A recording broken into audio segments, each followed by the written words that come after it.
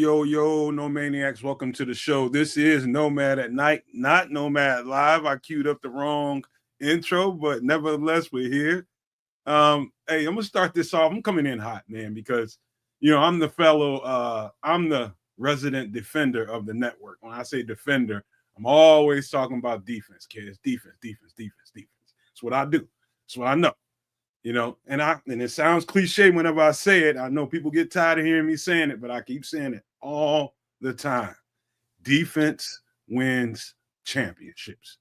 If that wasn't more evident from what you saw today, it was I'd say a handful of things, but on the short list, defense won the championship for you today. And it goes to show you that if you make the right moves in the offseason, I'm talking about free agency, draft right, you do all those things, and you can find yourself hoisting up a Lombardi trophy.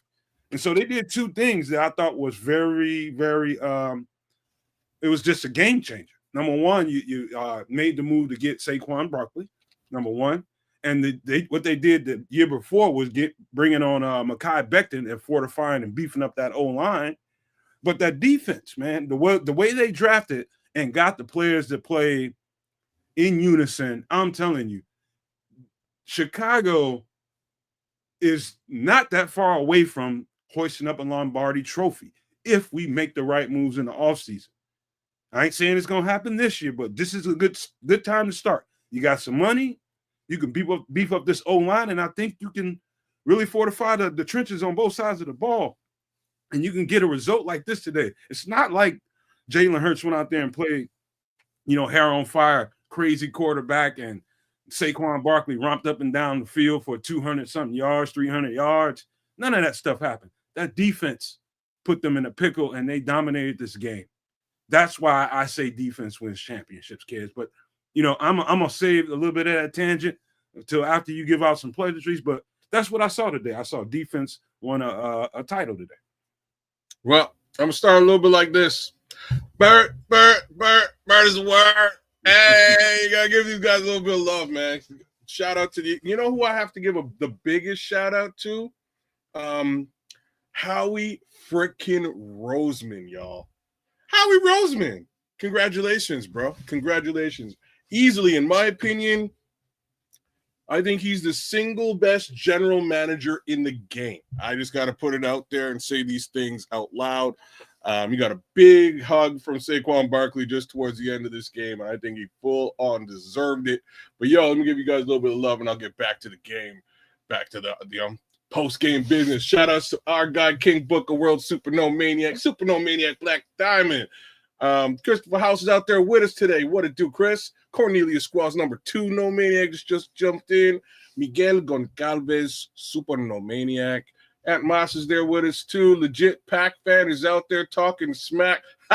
You know what, Pat? You know what? FGB every day, all day, but I gotta kind of agree with what he's saying. So I'm gonna touch on it in a second. I'm gonna start this up. I'm gonna touch on that in a second. Sophisticated Thoughts just jumped in here too. Shout out to all you guys, man, for jumping in with us. Respect. But let me just touch on what this man is saying here.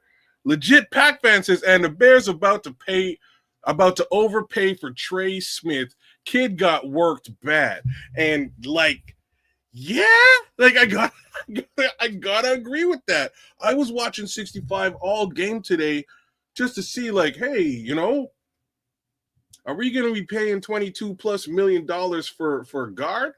Well, let's see what he looks like in a situation. I don't know, man.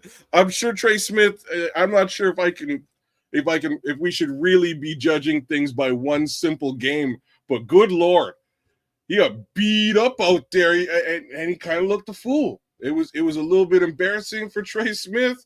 So no. Take it easy, Legit Pack man. But thanks for coming through. Shout outs to you too, bro. Thank you. Like, share, subscribe, Legit Pack fan. Send it to your Packer friends, and they can go packing. You know what, kids? The funny thing about it all is the stuff that we've been preaching over here for the longest time is when you get it right in the trenches. You got to get it right in the trenches. So, in particular, let me start on the offensive side of the ball, the things that we can do. What was obvious that if you watch the whole game, think they did a graphic showing, exactly the size and the strength of that offensive line in Philly, and it's different.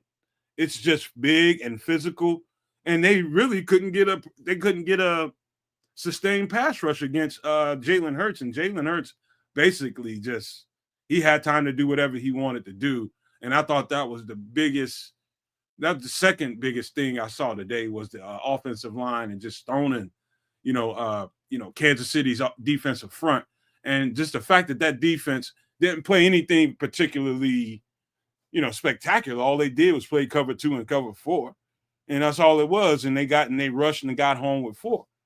And so Kedz is down for a second. He'll be back, I'm sure.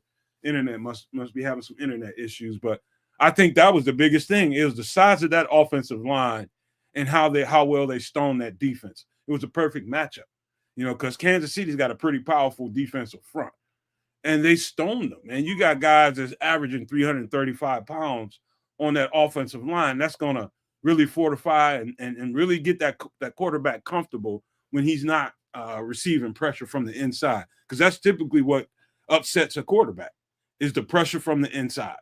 And so, you look at the reverse side of that, the other side of that, looking at Patrick Mahomes, and they figured out that number 66, I think it was 65, 66 left guard from over there, Caliendo. Oh, they tasted blood in the water with him. Straight tasted blood in the water. And they just attacked him and attacked him and attacked him. And this is true for any quarterback. I don't care who you are and how good you are, and Patrick Mahomes' greatness is well known.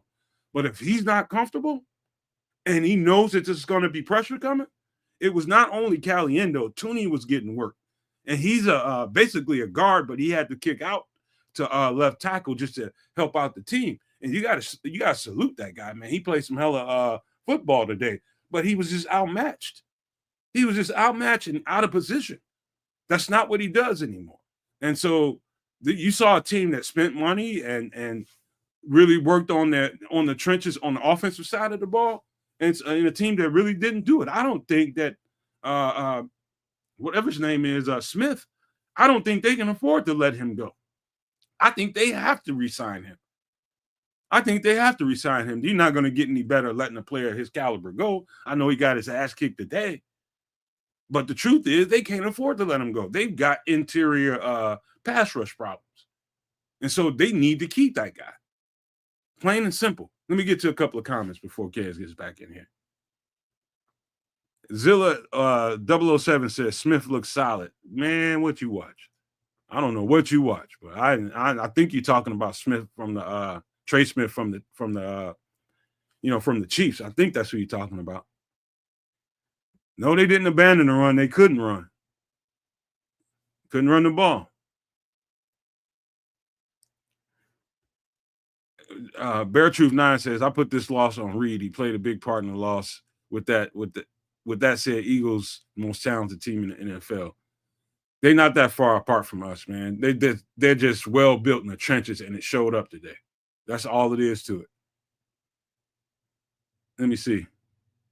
And they got Vic. Vic didn't call. It was just a zone-based game, and they didn't. If you notice, you didn't see any cornerback blitzes. You didn't see any safety blitzes.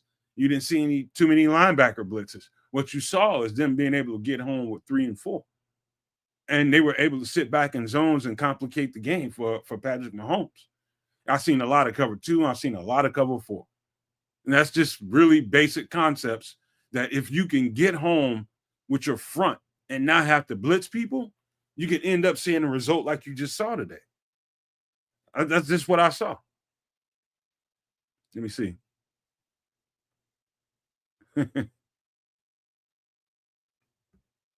It said, Scroll says Trey Smith was solid. Carter was silent for the most part. You can look at that 2 ways. I think the matchup between those two one-on-one, I noticed. I seen Trey Smith get his ass kicked a couple of times, and I seen him just straight shut Jalen Carter down. There was times when both things occurred. It was just, I don't feel any kind of way about it. It's just what it was. Let me see. All right, kids, you good? I'm good, man. I don't know what happened. I guess The whole world shut down on me. I'm in my new studio in the basement. So as soon as the power just went out, as soon as power went out, I never really thought about it. But I'm left for dead down here. I'm just saying, man, I couldn't see nothing. I thought I was cooked. And then boom, came back on, but I had to wait for the internet to pop back up. You got a power surge back, or the whole house went down? Whole house went down, bro. Whole house went down. Internet just came back up a minute ago, so we're good to rock, man. But man, crazy. I did want to say, look, there was a bit of a conversation that we were having last season when we were scouting. And it's funny because I was clowning you. I was clowning you about linebackers, bro. Why is that? And because you're always because you're always trying to get a linebacker somehow. You always are. And I'm like, we don't need no linebackers. We're good. But then I went back and I scouted anyways, just to round it out and look at linebackers anyways. And we went through and we looked at the linebackers. And I'm like, I don't know, but Cooper DeJean is a dude though. Like, and we had a big conversation about it. And I wanted to make it a safety. You know that, right? Bro, he plays in college. He played linebacker, and that's what he was listed as when we did our scouting. He plays safety. He returns kicks. He was all over the field. So if he's playing safety now, it's cool. Like he's played defensive back in college too. I just wasn't sure where they were going to put him, but I was like, this kid is lights out. Whoever gets him is getting a steal in this draft. Speaking of steal, homeboy just stole 6 from Patrick Mahomes' back pocket today and basically made a name for himself. You guys just watch the stock of Cooper DeJean jump moving forward. Madden rating is on, like, it just jumped up moving forward. I'll tell you something though, kids. You got to realize too, they played in zone most of the game, and so the zone concept is different than, like, I think Cooper DeJean can be had one-on-one in man. You know what I mean? I don't think he is as good, but what they did at Iowa, I remember doing the show, we was talking about, he was on a DB show. We were talking about corners, and I think he was the top corner, one of the 2 top corners that we had on the board. But I remember talking about it, that I was like, this guy can play safety. I think he can play slot. And that's what you saw today. He was playing in the nickel, and he was getting it done. That's probably the biggest change that they made the entire season, was moving him to nickel. He was playing a bunch of safety and playing backup corner. He was playing, but when they put him at nickel, everything changed for them defensively. Everything. Bro. Because he's got that kind of skill set. As long as they can play in zone and that front 4 can get home, zone looks like it's a cover 2, a cover 4, or the kind of shit that Flus did. Looks like the greatest thing in the world when you can get home with 4. And that guy can kind of play downhill. And that's what you saw today. He was just watching the quarterback because he knew that 4 was going to get home. It's a brilliant concept when you have the players to play it. It worked like a charm. I just wanted to give a little bit of a shout out to Cooper DeJean for, again, raising his personal status. And I wanted to give a little bit of a shout out to us straight up and down, because when we scouted him, he jumped out like he did. And what's really funny about this is my son, I'm gonna drop a name, Nate Beauchemin. You'll probably never hear the name again, but if you do, remember where you heard it. This kid reminds me of Cooper DeJean, and I was saying it to my son. I was like, "Wow, there's something about the one thing about Canadian football that Americans should, if you're scouting and you're looking at the Canadian side of the game, the one thing to really pay attention to is the secondary. All right. The field in Canada is wider and longer. So it's a lot more field for DBs to cover across the board. And the kid on my son's team, Nate Beauchemin, once again, I believe he's going to the CFL now. The kid is lights out back there. He will chase your butt down. And the only person I was like, son, he reminds me of scouting Cooper DeJean. So, me and my son are watching the game today. He's like, hey, man, Dad, is this the guy that you were talking about? This got to be the kid you were talking about. I was like, for sure it's the kid I'm talking about. Look at him go. Man, great game, great defensive scheme by our guy, Vic Fangio, across the board. Got to lay it down right there. I know legit Pac-Man is mad. I'm just saying that's a Chicago original. That's a mob boss. 52 used to call him the mob boss, and he's out there doing the darn thing and made it just about impossible for Kansas City to get anything done. And, I'm so happy for him. He's had his ups and downs. He got his opportunity to finally be a head coach. That went sideways, did not go the way that he wanted it to go. Was their defense amazing? Yes, it was. And he just continued continued to be that defensive coordinator that everybody knows him as. Took that to Philadelphia, and good Lord above me, you kind of got to feel sorry for Andy Reid and the guys, man. I early in the first quarter, maybe second quarter, I was like, oh, this is all Matt Nagy's fault, and I was just kidding around, just laughing about it. But no, man, Vic Fangio. Yeah, we could have called that, man. Vic Fangio had a great showing today, man. Big ups to Vic. I would be surprised if he does not get another head coaching opportunity after this, too. I don't think he's ever going to get another head coaching opportunity. I don't think he's a head coach. I agree with you.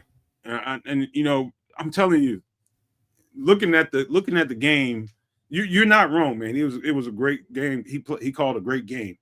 You're not wrong, but to get specific about it, it is very, very, like, football is so simple when you look at it in its rudiments. You know what I mean? If you on defense, if you can attack with your front four and cause disruption on a quarterback and cause him to be unsure about what he's seeing on the field. I saw Patrick Mahomes, really run when he didn't need to run. That's simply because they had too much going on and it was too much pressure on him. And he was running when he didn't need to. Sometimes the protections were there, but he was nervous. That left side was really, really, it was in his head. And, he got outside of himself. And that was just basically, hey, we got Graham, we got Sweat, we got those two big boys in the middle, and we've got a rotation, we've got depth. And so they had guys that they could, the first and second string rotation from the defensive front in Philadelphia was superb. And that's just them drafting well and them signing good free agents. The Cooper DeJean draft pick was great. That was an effing great pick. It was a great pick. We knew it was going to be a great pick wherever he went. And he ended up on a Super Bowl winning team. Bro, like I was saying, shout out to Howie Roseman, bro. Like, real talk. Howie Roseman had a stacked team that went to the Super Bowl and lost. Came out of that loss, got Jalen Carter, Nolan Smith, and Cooper DeJean. And Saquon Barkley to top it all up. Like, you have to give it up to this guy. This guy killed it. Destroyed it over the last I don't know what, 4 years? Killed it. I was so mad. Like, honestly, when we did not, like, I was mad that not so much that we didn't pick Jalen Carter. I was mad that we let Jalen Carter go there. That's a problem to be had in the NFC moving forward. And I really, something to take into consideration moving forward. I don't know what teams are going to do about that burgeoning defense. And let's be real, Jalen Carter didn't do all that much today. He got a lot of pressure, but Josh Sweat killing it, Williams killing it, man.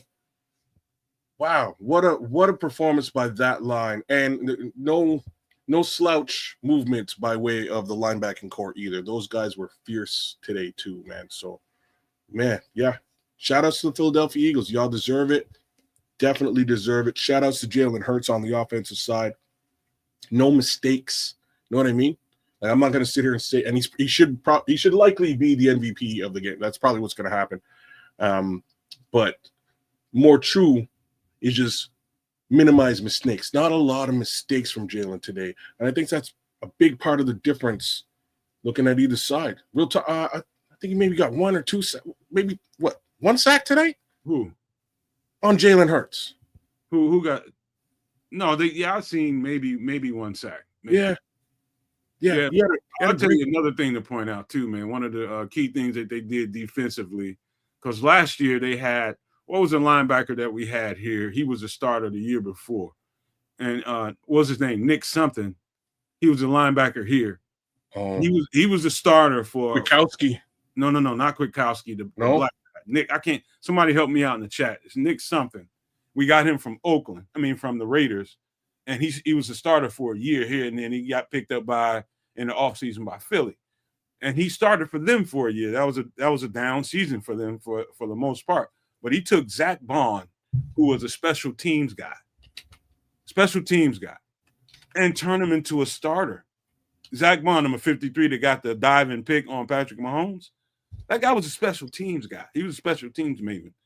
And they turned him into, I think Vic knew that, you know what, I need a little bit of length from my linebackers. You know, another thing that happened was number 17, the linebacker they got out of Georgia, was their starting linebacker, middle linebacker, but he got hurt.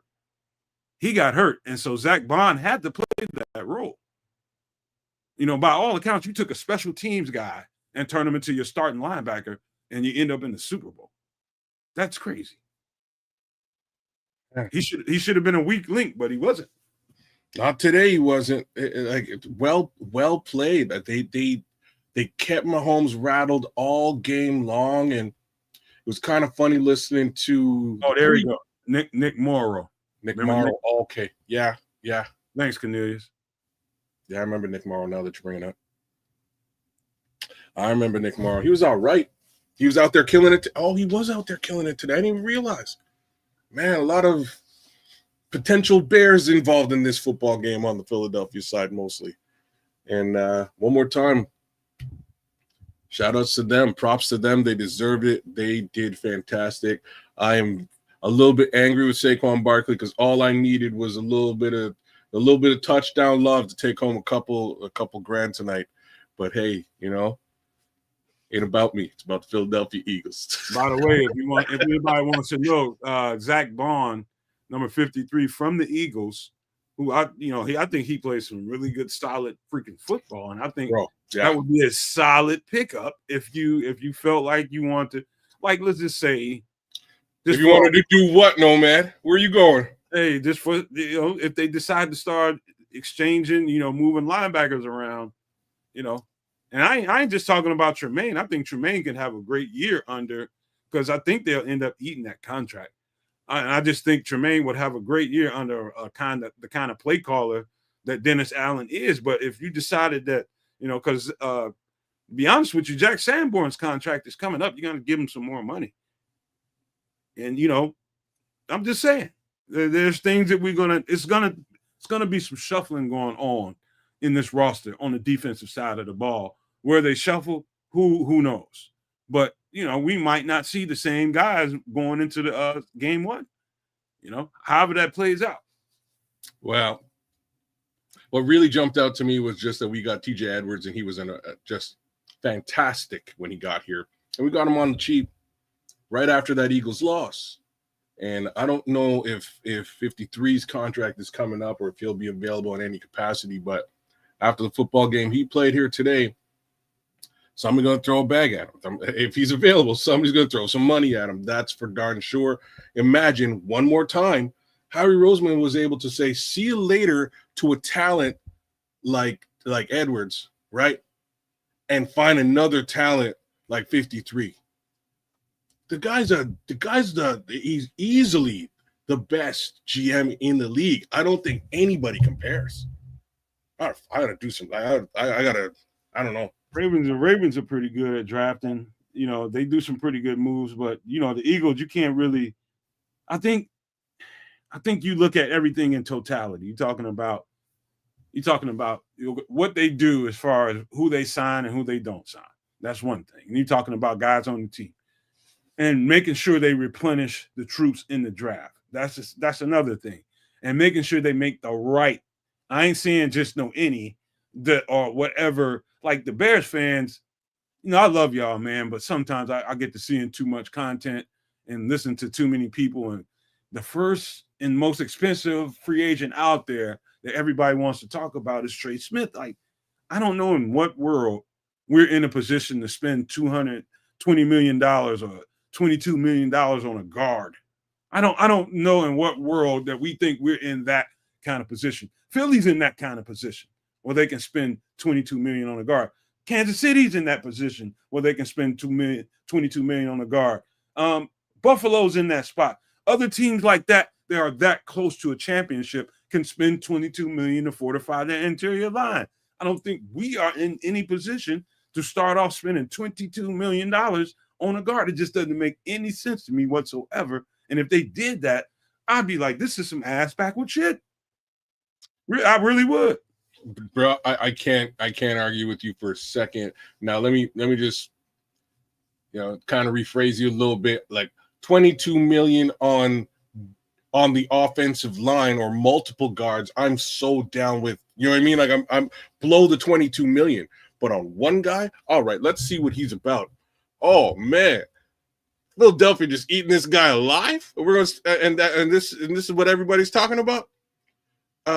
Yeah, I'm not calling for that. I'm not suggesting. Even if this game didn't happen, I would have been like, man, that's nuts. I was saying I was with you. You know what I'm saying? I was with you from the beginning. Like left tackle, okay. You know what I'm saying? Left tackle, all right, I'm with it. Get that left tackle situation squared away. But a guard, we just blew 30 million on a guard who didn't even bother showing up to practice. So, I'm not saying Trey Smith don't practice, but I'm interested. I need to see what we're getting at $22 million now. No, don't do that. Let's go in a different direction now.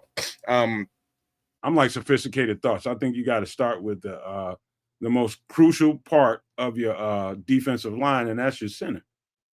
I think you got to get that right first. I think Kedz froze up again.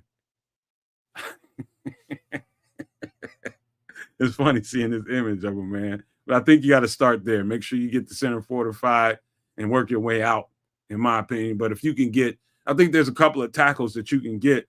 It's not going to, definitely ain't going to cost you no damn 22 million or 20 million. You know what I mean? It's just what it's got to be for now. I just don't think signing a card is really that important right now. I think we got other stuff that I think, trumps priority right now.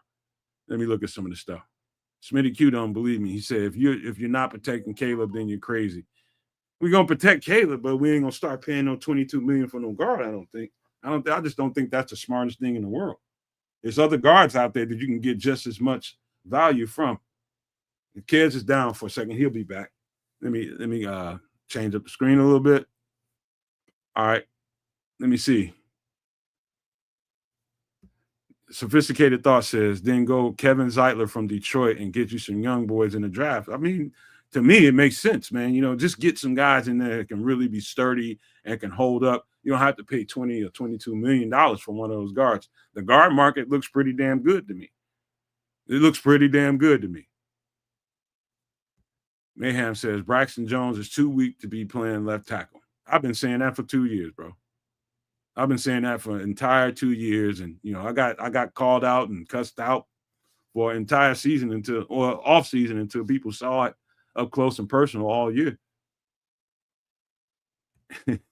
King Booker said, anybody they sign right now on the O-line is an improvement. You ain't lying about that. Anything is better than what we got right now. Let me see. Bear Truth 9 says, one game, and now you saying no to paying a guard. No, man. If he's out there, you get him. No, I'm not. I was never one of those people that was a proponent for getting. I don't think he's I think he's a good guard. I'm not. Understand what I'm saying.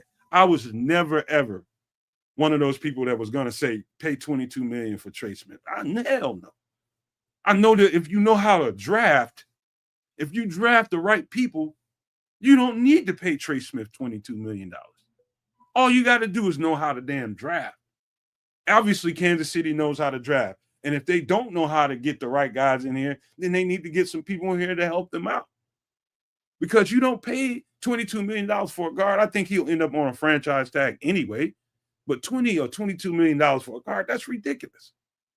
In my opinion, where we are as Bears, where we are as far as where our team is, I think that's outrageous. I think we got too many other pieces and too many other holes to take care of to put that much money into a guard. I know how bad people want it, and they, you want to see the hot big name out there. But that's not the way I think, man. I see it a completely different way. I think you just got to know how to fucking draft. And that's all. You can get a guy right now out of the draft that can come in here and be as good as Trey Smith. You just got to know what you're looking at. Let me look at a couple comments. Dennis Moody says the Chiefs line didn't stop nothing tonight. Let me see. It's this thing. Let me see. Nomad, what do you think of the so-called pressure on polls to trade for Garrett? I love it.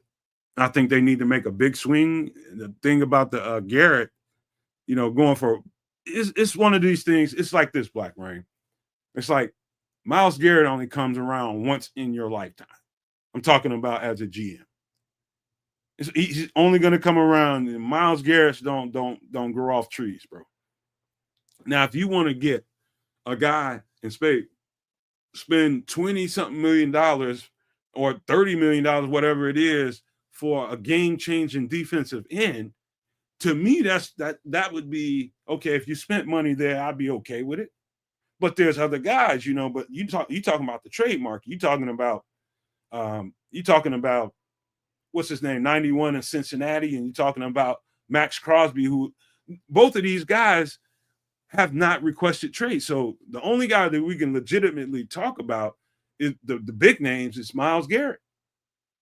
But there's those guys, I think Crosby and Trey Hendrickson will be on the market. I just don't think they're going to be there right away. And I think the smart GMs are going to make people reach for them and overpay for them.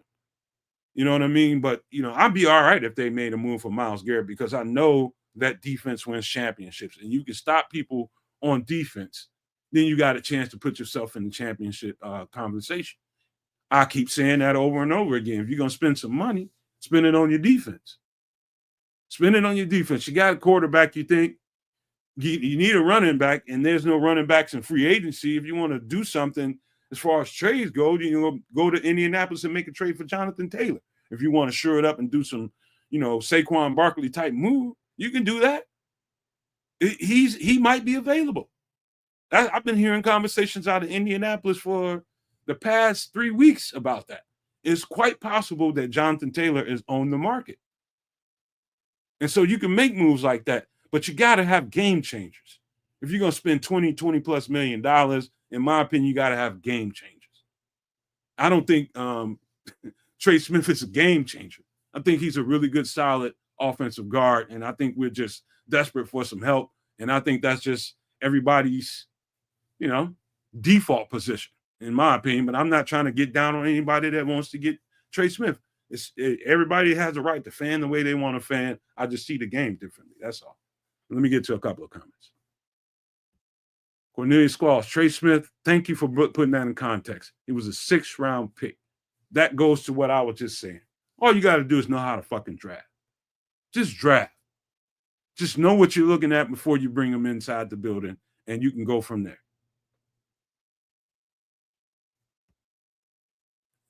Brian Gilmore says, no, by the way, Garrett, sorry, we're not one player away, like you said, for Trey Smith.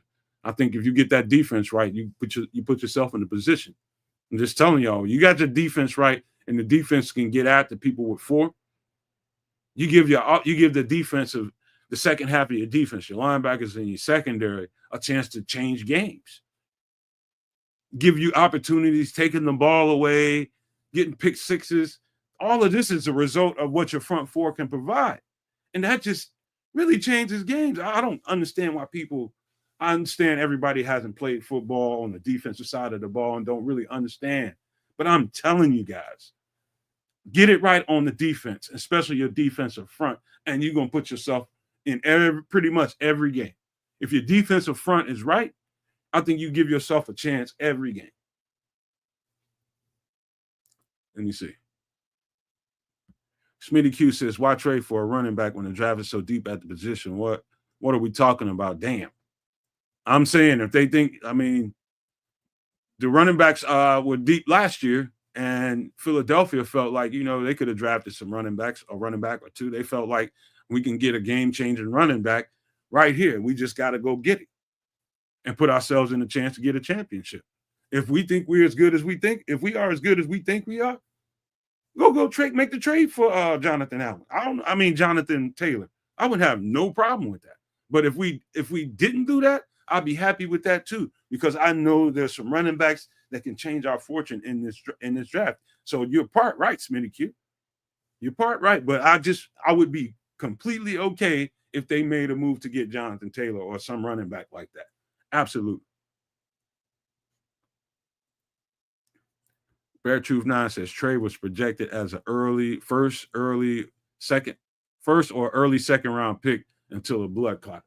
But that, all these draft projections don't mean shit to me. All these people putting out all this information about where somebody's going to get drafted and don't know shit. And so it's really a waste of my time to talk about, where somebody's going to get drafted, where they fall. You just don't know. We just don't know. Trey Smith, I've seen undrafted players turn into all-star caliber players and end up in the Hall of Fame. So you just got to know what the fuck you're looking at as a GM and as a scout. You just got to know what you're looking at. You got to absolutely know exactly what you're looking at. If you don't, then get somebody in the building that can help you. Because if you spend $20 million on a guard, I'm gonna say this pretty damn confidently. Ryan Poles doesn't know what he's looking at. Neither do his scouts. Because there are so many guys out there, and I'll be putting them on display coming up here soon. Which ones that I think would be great fits for us. But there are so many players out there, early round, late rounds. I put a couple of guys out earlier today, or yesterday on shorts. They're guys, man. You just got to work with them. Get the right people in the building to work with. Trey Smith didn't become Trey Smith overnight. People work with that guy and got him where he needed to be. You just got to know how to draft. Let me look at some of these comments. Smitty Q says, no, the number one priority is protecting Caleb and getting the O-line fixed. I don't believe that. I think I think Caleb, in a lot of people's mind, is the number one priority. I think the defense and the offensive line are number one priority. I wouldn't put one before the other.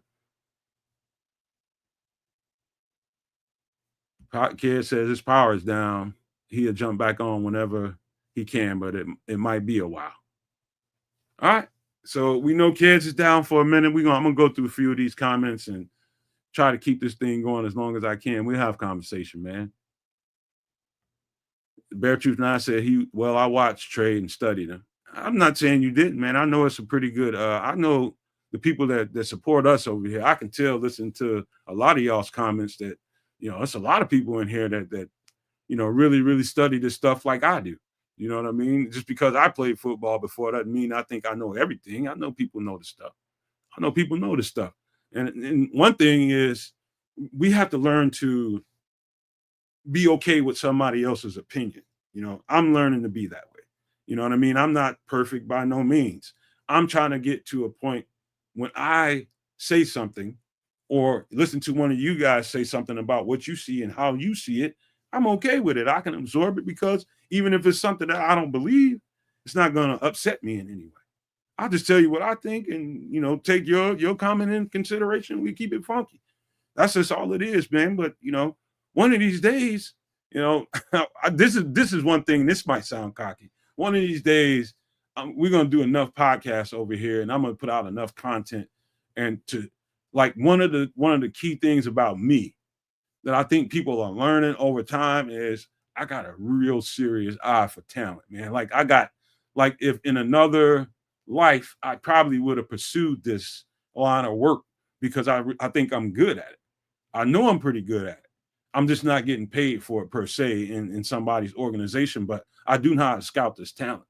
And I'm not saying that nobody else does and I do. I'm just telling you guys, I think I'm going to earn you guys' trust over time and being accurate in what I say. I'll just put it to you like that. I think over the accumulation of time and me accurately picking things and telling you guys stuff, I think that's going to catch up sooner or later.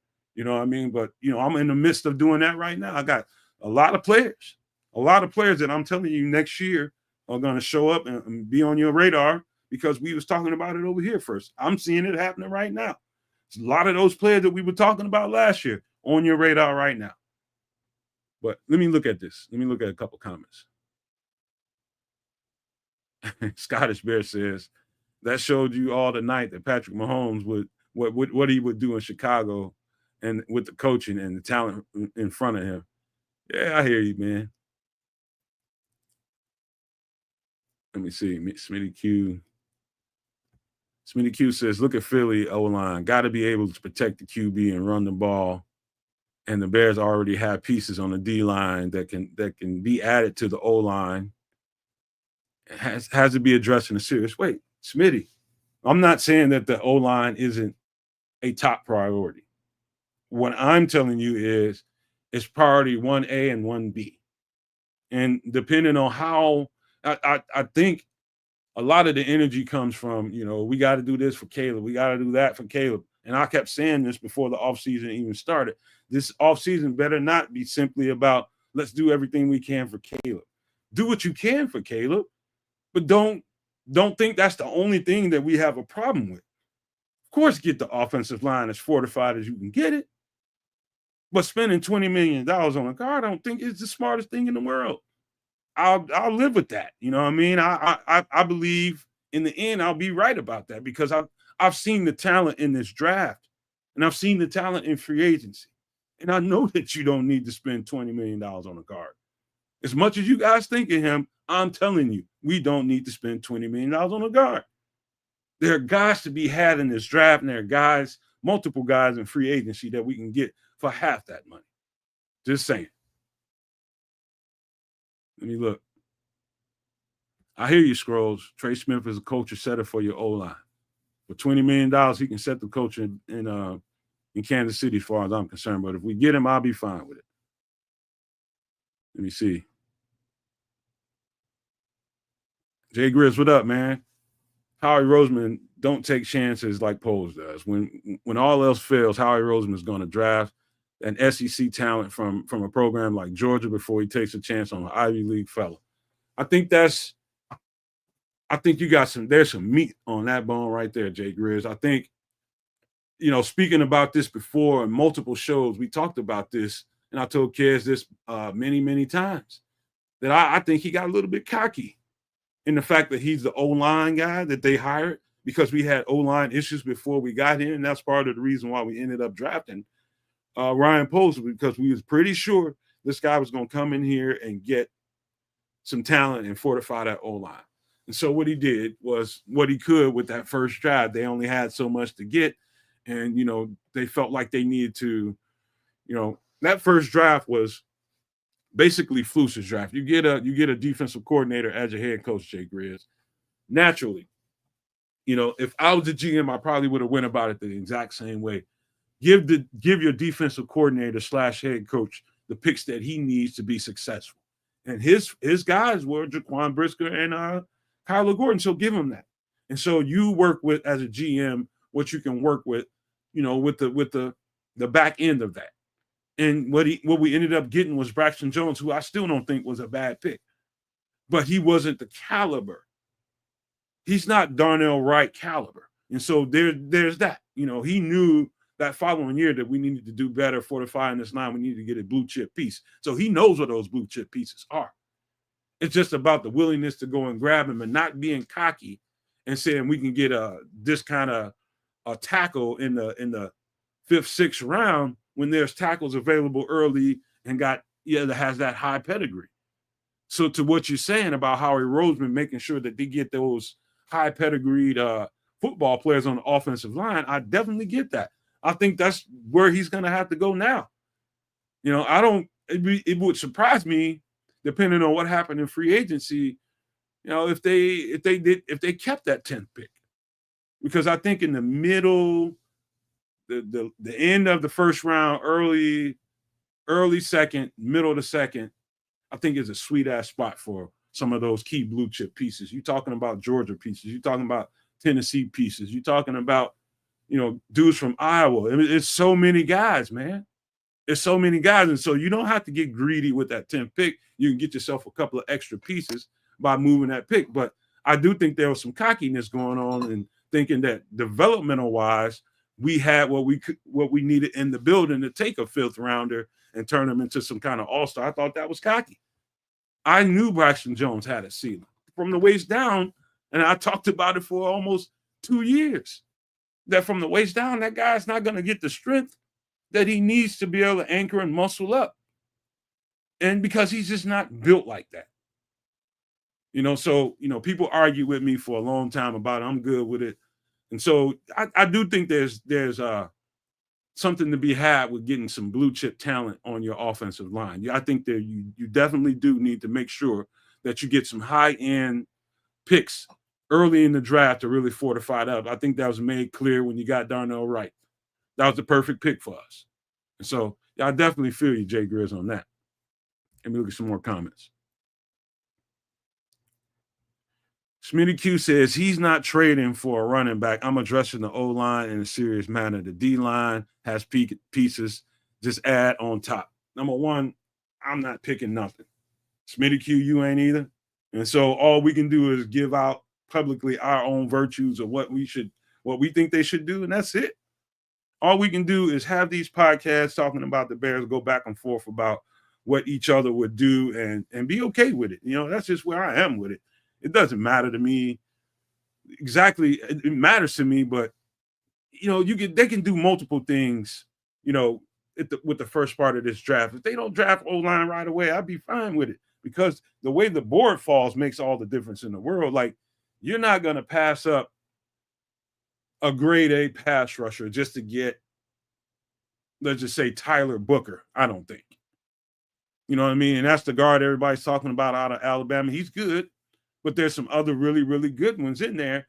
And I don't think a grade A pass rusher in this draft is to be slept on. I think some pretty damn good ones. And so, we'll see. We'll see what they do. And Paul Rodriguez says, Bears 28th versus the run last year, not going anywhere with this rush defense that poor. Teams will always have ball control. I keep trying to tell people that, Paul, is if you cannot fortify your defensive front, I don't give a shit how good your offensive line is. You can't stop no damn body, you're going to get your ass kicked. You got to get it right in the trenches on the other side of the ball, as well as the offensive side of the ball. And so whatever somebody thinks is, all right, we need to make this with the first pick. If we don't draft the old lineman with our first pick, then all is lost. I think that's bullshit. We can do a lot of different things. Let me see. Smitty Q says we should be adding to Dex, Billings, and Sweat, not replacing. True about that. They need some.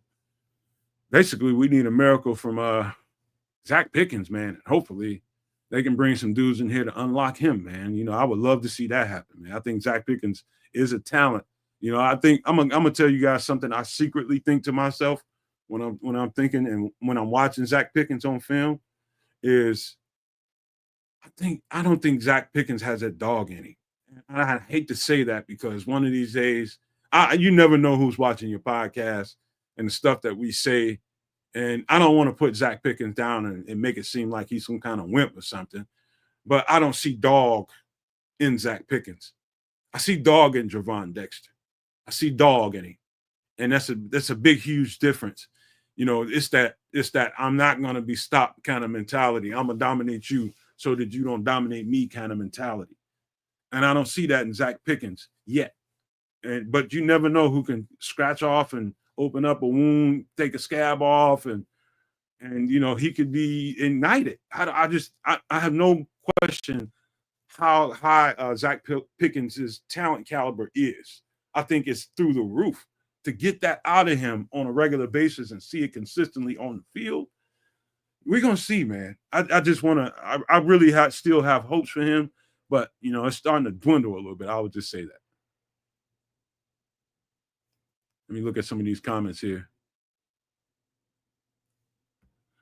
King Booker, what up, King? He says, when it comes to running backs, he said, I think we have an uncut gem in Wheeler. Let's get him the shot. Only thing about that, King, is, and I don't disagree with nothing you're saying. Only thing about that is you never, ever know how somebody will come back from a surgery. You've seen guys that come back from a surgery and be, look like they never had the surgery and sometimes be better. And then you've seen guys that need that year off and that year of really rehabbing that body part, whether it be a knee or whatever it is, and need that whole, especially knees, need that whole year to really get the strength back where they need it to be. So to be honest with you, I would like to believe that that's the right way to think about Ian Wheeler, but I just don't know where he is in his rehab process, bro. I just don't. I wish I knew more about what he's got going on, but right about now, I wouldn't even count on Wheeler until we find out something positive. Right now, he's just a guy out there. He needs another contract for the most part. His contract probably expired by now. And so they need to sign him to another contract. Let me look at some more comments. Let me see. Scottish Bear says, you think they say you can't win Super Bowls with dominant defense. I'll challenge anybody in the world that says that. And just so happened today, we just saw the exact proper cutout of what a defense can do for you, man. It's just perfectly done. Man, it was just perfectly done today. Let me see. Sophisticated Thought says, I understand the argument for dominant defense, but Philly just put up 40 points, and what are we talking about? If the Bears don't solidify the O-line, what are we talking about? All right, let me break it down like this. Since people I think people seem to misunderstand what I'm saying. I'm all for getting the O-line fortified. It's just how we do it. You know what I mean? It's about where you spend your money and knowing how to draft the right people, because this draft is loaded. I'm talking about the defensive line, the offensive line. You got edge rushers, you got receivers, you got running backs. The only weakness that I've seen so far, and that's only because I haven't looked at as many centers as I want, as I'm going to watch, is the center. It seems like the only weakness to me in the draft. Safeties are bananas. Corners are bananas. Linebackers are bananas. Offensive line is bananas. Defensive line is bananas. But the centers, it's hard to find really, really good ones in this draft. It just really is. So the research is ongoing, but it's about where you like say Sophisticated Thoughts thinks that the number 10 pick needs to be some offensive lineman, whoever he is. And I say that the first pick, depending on what the board looks like, maybe should be one of these dominant 3-techs or an edge rusher or something like that. Who's right and who's wrong? I don't think no one is. I don't think anybody is. I think that that's just your virtue versus the way I see it. And I don't think there's no wrong either way. So if we don't get that offensive lineman with that very first pick, I am not going to be upset. If the first person off the board for the Bears ain't an offensive lineman, I am not going to be upset. I'll be upset if we got the wrong player. That's it. That's just how I feel about it. Left tackle, you say Ant Moss says center and left tackle a week. I would beg to differ, and I'm gonna put money where my mouth is, Ant Moss, about the left tackle. I think the left tackle is better than people think, and I'll keep putting players out every show and putting the shorts out and doing all that kind of stuff to show you. Like there's a tackle, he's a right tackle out of Connecticut, cat name. I think his name is Chase Lunt, who I think if I was to project this kid and what he's going to look like in the next couple of years with a couple of, pounds of sand in his back pocket, he's one of them dudes that, he's playing right tackle at Connecticut right now, but I can see that cat switching over and playing left tackle. And in a year or two in the weight room, he's very lean. So if you guys want to check him out, Chase Lunt from UConn, he's playing the right side, but I think that guy has superior traits.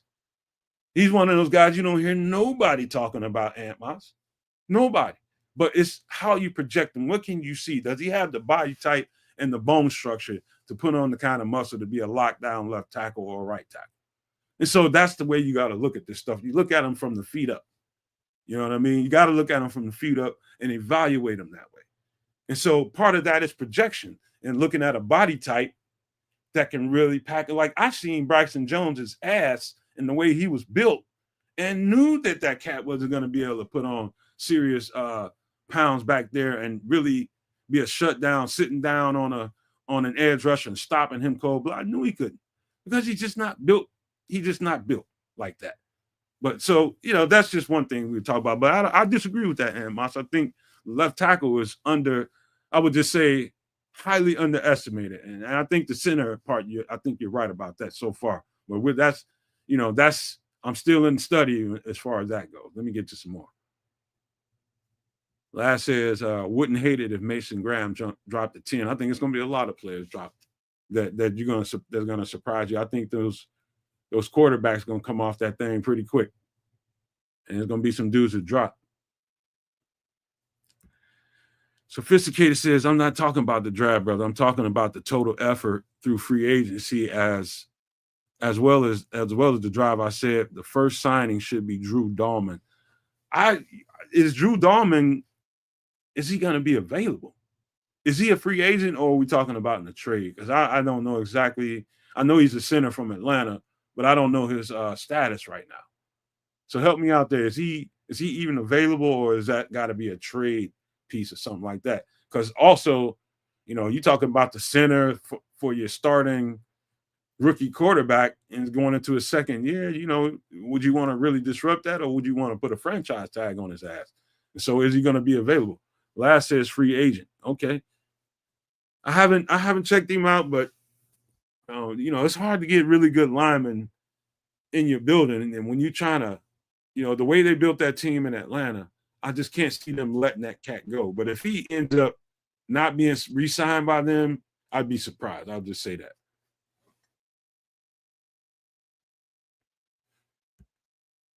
Bear Truth 9 says, he's laughing at me. He says, yeah, Nomad, you're just covering all bases, but contradicting yourself at the same time. I mean, it's just so, but damn, it's not what I don't understand what you're talking about, bro.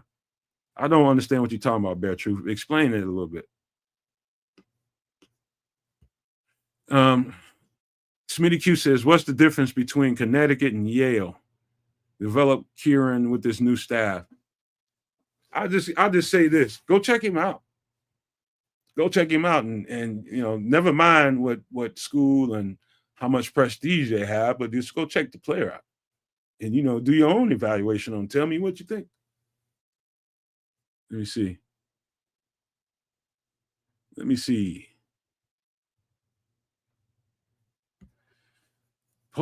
Flex Dig says Poles drafted Amagaji to take over for Braxton eventually, but needs to improve a lot to see the field. Left tackle need, especially the leg injury to Braxton. That's another thing too, man. We don't know exactly what Kieran's going to be. He was thrown into the fire. We don't know exactly what he is, and he could be a piece. And I think we all tend to rush to judgment when we see some bad play early on, and we just think that's what this player is. You never know. You got different coaches coming in here now. He might surprise everybody, Flex D. So you might be right about that. Let me see.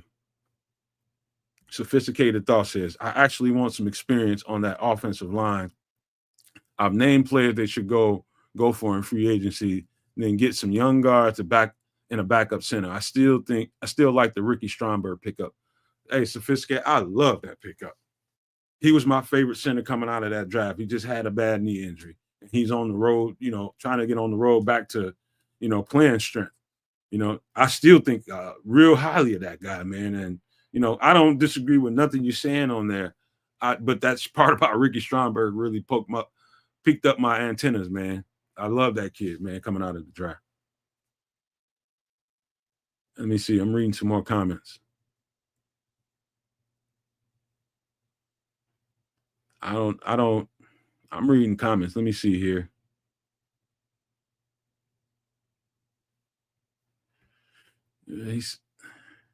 Hold on.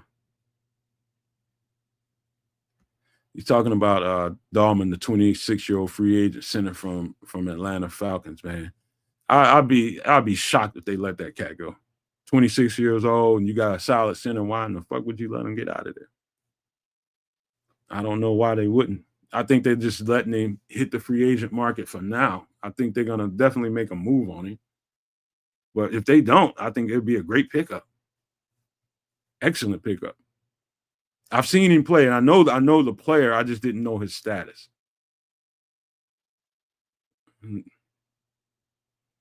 So, look, to hold on for a second. Let me taste my beverage right quick. I've been talking too much. Hold on one second.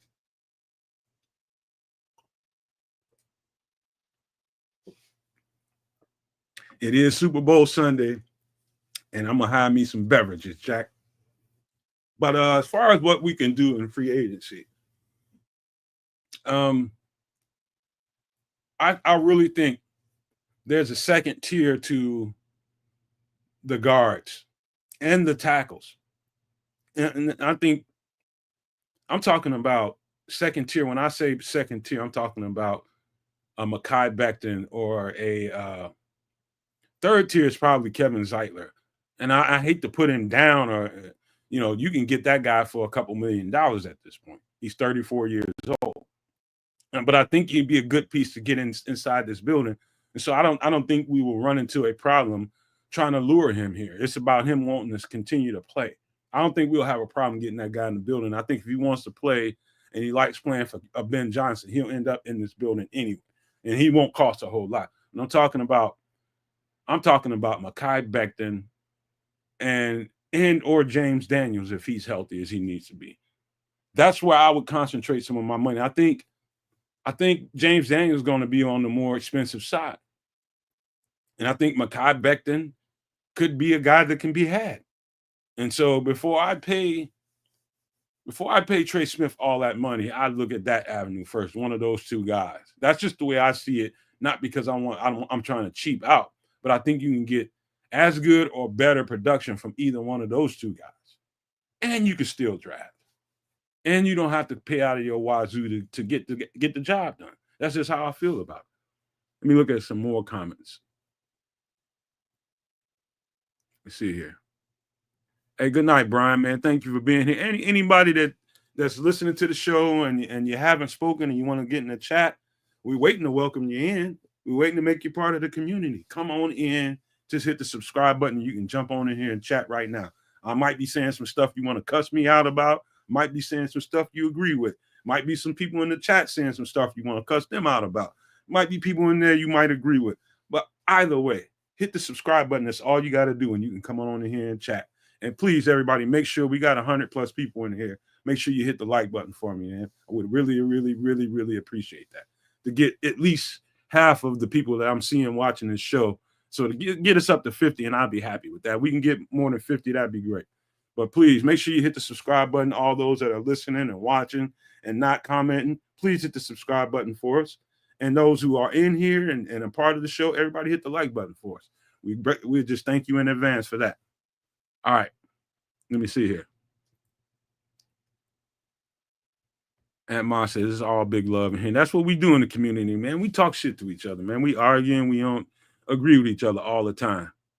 Let me see.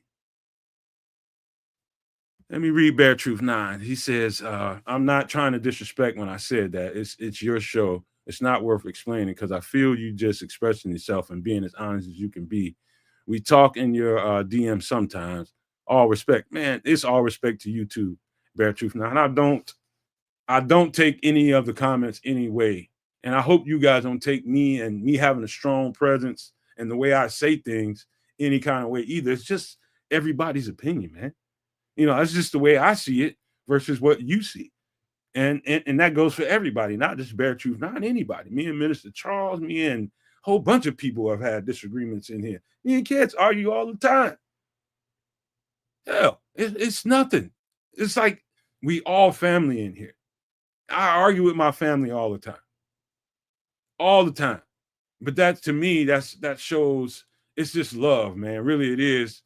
To me, that's just the way I see it. Maybe I'm a weirdo or something, but when you got passion from the opposite person, and you also passionate, that means to me that you actually care about what I'm saying, and I actually care about what you're saying. We just won't, we just not seeing eye to eye at that moment. I don't look at it any other way. You know, I just learned to respect people for the way they see things, and I meet people where they are. That's it. That's how it rolls, man. Cornelius Squall said he's all for bringing Khalil Mack back. Hey, man, Khalil Mack he looks at us as the team that's trying to climb. He sees other teams out there as a team that have already up there and just waiting for the battle. I don't think he's, if he ended up back here, I'd be like, great. But I just don't see it, man. Let me see. Sophisticated Thought says Justin Fields was never able to reach his potential because of the lack of protection. Your first overall rookie was sacked 68 times because of the same BS. Keep ignoring that side of the ball. Man, they're going to address the offensive line. I think what's going to happen in free agency, and this is just me and my honest thoughts, Sophisticated. This is what I think they're going to end up doing. I think they're going to do the safe thing. What is the safe thing? I think they're going to fortify the offensive line for the most part in free agency. That's what I think they're going to do, because I tell people this all the time. I don't care who the draft pick is, from the number one pick, whether it was Caleb Williams or Jaden Daniels or whoever else. And the same thing goes this year. Whoever the number one pick, Travis Hunter, if it's Shedeur Sanders, Cam Moore, I don't care who the fuck it is. It's all a projection when you get in a draft pick, because you're talking about levels. Now, what do I mean when I say levels? You're talking about somebody that's played up to a certain level. And when they get to this next one, it's about how they're going to translate. And so what do I think about whoever? And what do you think about whoever? It's all projection. It's all projection. And we hope these are going to be some great football players. That's what a draft pick is, whether he's the first pick or whether he's a 240 whatever pick in the draft. It's all projection. Even an undrafted free agent, it's all projection. What we know are proven commodities are the free agents. We know what they can produce on this level. And so a guy in a position like Ryan Poles, he's probably going to look to fortify this offensive line and maybe even some pieces on the defensive line with known commodities. And to me, that's the safe thing to do. If you're going to spend some money, make sure you spend your money on some known commodities, especially on your offensive line. Get some of those guys. I think it's a good O-line free agency class, and I think he's got a good chance to really fortify this line. So I think they're going to do that. And then they're going to go to the draft. And I think by the time we get to the draft, Sophisticated, I think they're going to be in a place where they're not so needy on the offensive line. And so we don't have to go and try to get the best offensive lineman available at that moment. You can still, get some pieces. I think now you put yourself in a position to kind of get the best player on the board if you fortify that offensive line and maybe get a piece on defense.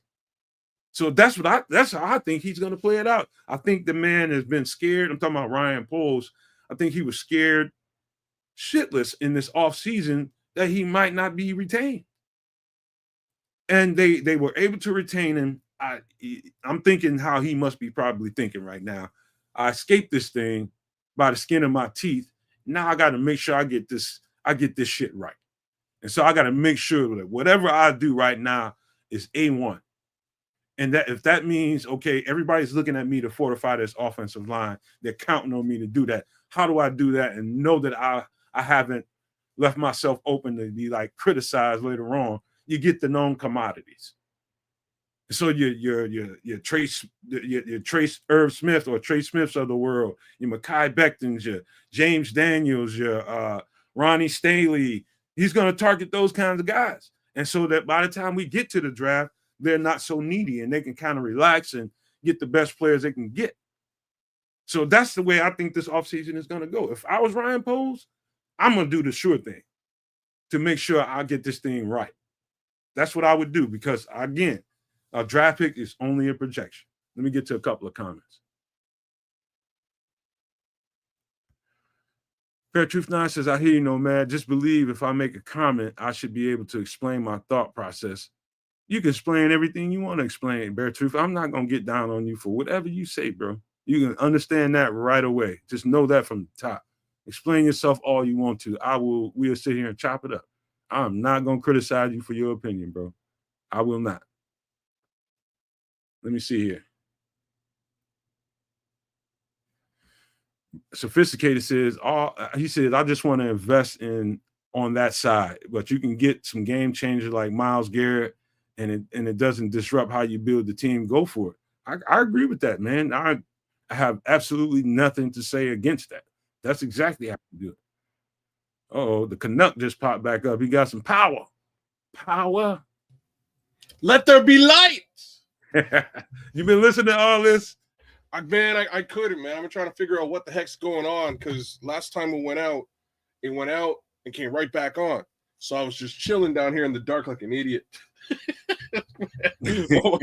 My wife and my son are like, "What are you doing?" You know what I mean? Like, what are you doing down there? I was like, I'm kind of waiting for the power to kick back in. Like, it ain't kicking in anytime soon, so you can like maybe, come hang out with us. So I went and hung out with them for a little bit. I'm back. What do you guys? Let me holler at Queen P. What's up, Patty? Hey, Patty. I don't see her that much no more. I got to give her a shout out every time I see her. But go ahead. Hey, Patty. No, I'm trying to catch up with you now. I'm glad you were able to hold it down this whole time, man. What? I know there was some discussion really with respect to. Kedz and japped out again on us. I'll be back. Look, there you go, Kedz. I hear you now. Did we were you guys just talking about Trey Smith mostly or what?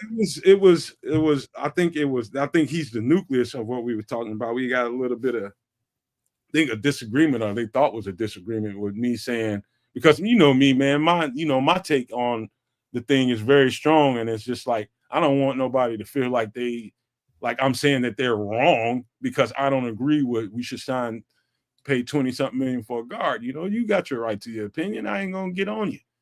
You know what I mean? It's just that was the nucleus of everything we was talking about how to spend the money, who to go and get, who to draft, and we went there. We just had a good ass family conversation. That's what it was.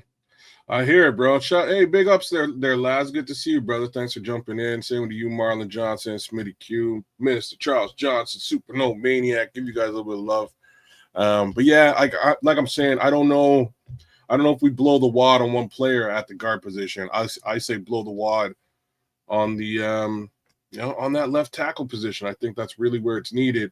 Upside is you can probably get that left tackle at a little bit less than $22 million, and you'll probably also be able to get a couple quality guards for a fair amount less than $22 million, right? Like Kevin Zeitler is not going to cost that kind of money. He'll be available, and by all means, throw a bag at him. Probably still saving yourself, 7 to 8. And that's a whole lot of security at that spot. It is. Pay a whole lot of fucking money for. It is. But that doesn't mean that you don't go and continue to go grab pieces. You can get Kevin Zeitler and have him play a supporting role, swing guard. You know what I mean? And then go and get the actual guard that you're looking for, like a Mekhi Becton or maybe a James Daniels, whatever it is. There's ways to fortify this line and do it the right way. You just got to know, like I was telling these guys before, and, I think Ryan Poles is in a different kind of position because I was telling them that, draft picks are draft picks. They're all projections, every last one of them. But being what Ryan Poles just escaped and what he just went through in his offseason, not being sure if he was going to be retained and all that kind of stuff, he's going to do the most sure thing that I think any GM could do, and he's being asked to come in here and get this offensive line right. And so I don't think you depend on the draft to do that. I think you make sure you get it right in free agency. And so he's going to definitely get some pieces in free agency to fortify this line. Those are known commodities that what they can do on this level. And so if I was him, I'd definitely fucking do that. So that was part of the conversation we were having when you were out. Well, Scrolls is saying that with Braxton and Karan at left tackle, he doesn't see them spending money there. I'm not sure either. I don't know if either one of them had a season that I would be comfortable with moving, with them in that position moving forward. Well, the thing with Karan is I think people rush to judgment because we saw some bad film. We saw some bad stuff, and they think that's not everything. That's just that particular moment in his career. He's going to get new coaches in here. He's going to get people that are going to train him and coach him up different. I'm not cutting him. You know what I mean? I'm not cutting him. I know what you're saying. I'm not cutting him off. I'm saying like he does definitely need to be developed in that position. And if he develops into something fantastic, but right now I think we need a sure thing at the left tackle position. That's my 2 cents. I think you need to shore up that position. If you can spend another year to 2 years building up Karan to be your left tackle, you sign a guy today for two years. You know what I mean? You build him in, you develop him into that linchpin left tackle.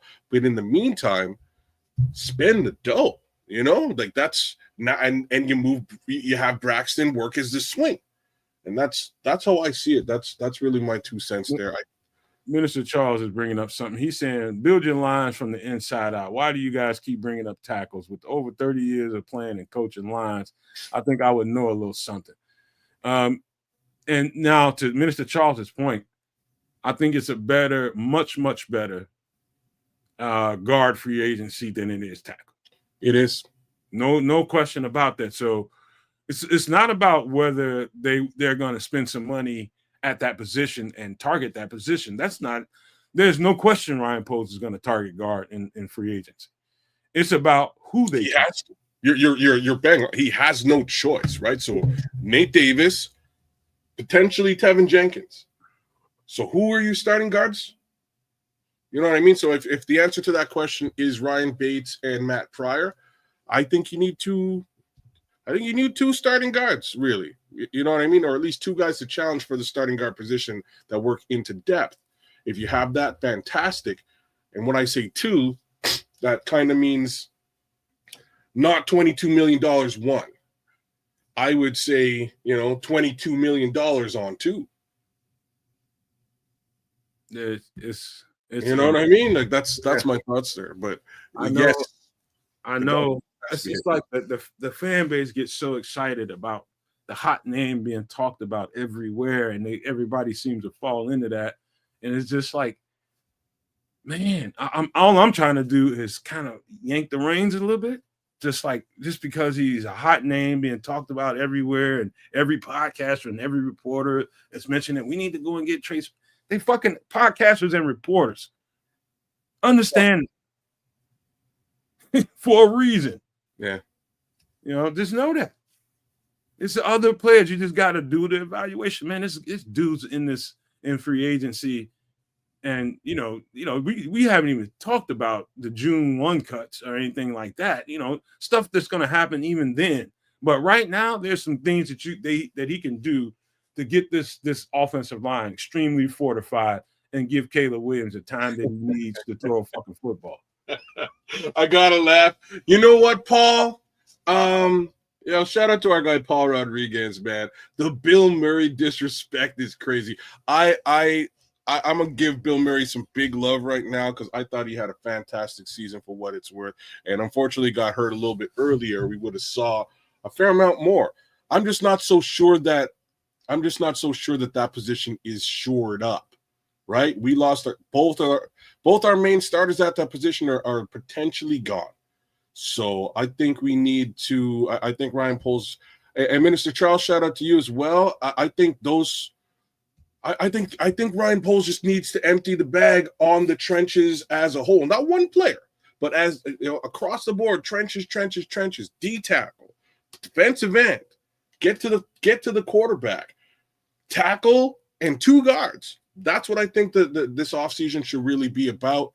That's I know you're messing around, but I'm actually with you though. Like I thought Bill Murray played very well. Do I think he's a starting guard on this team? No.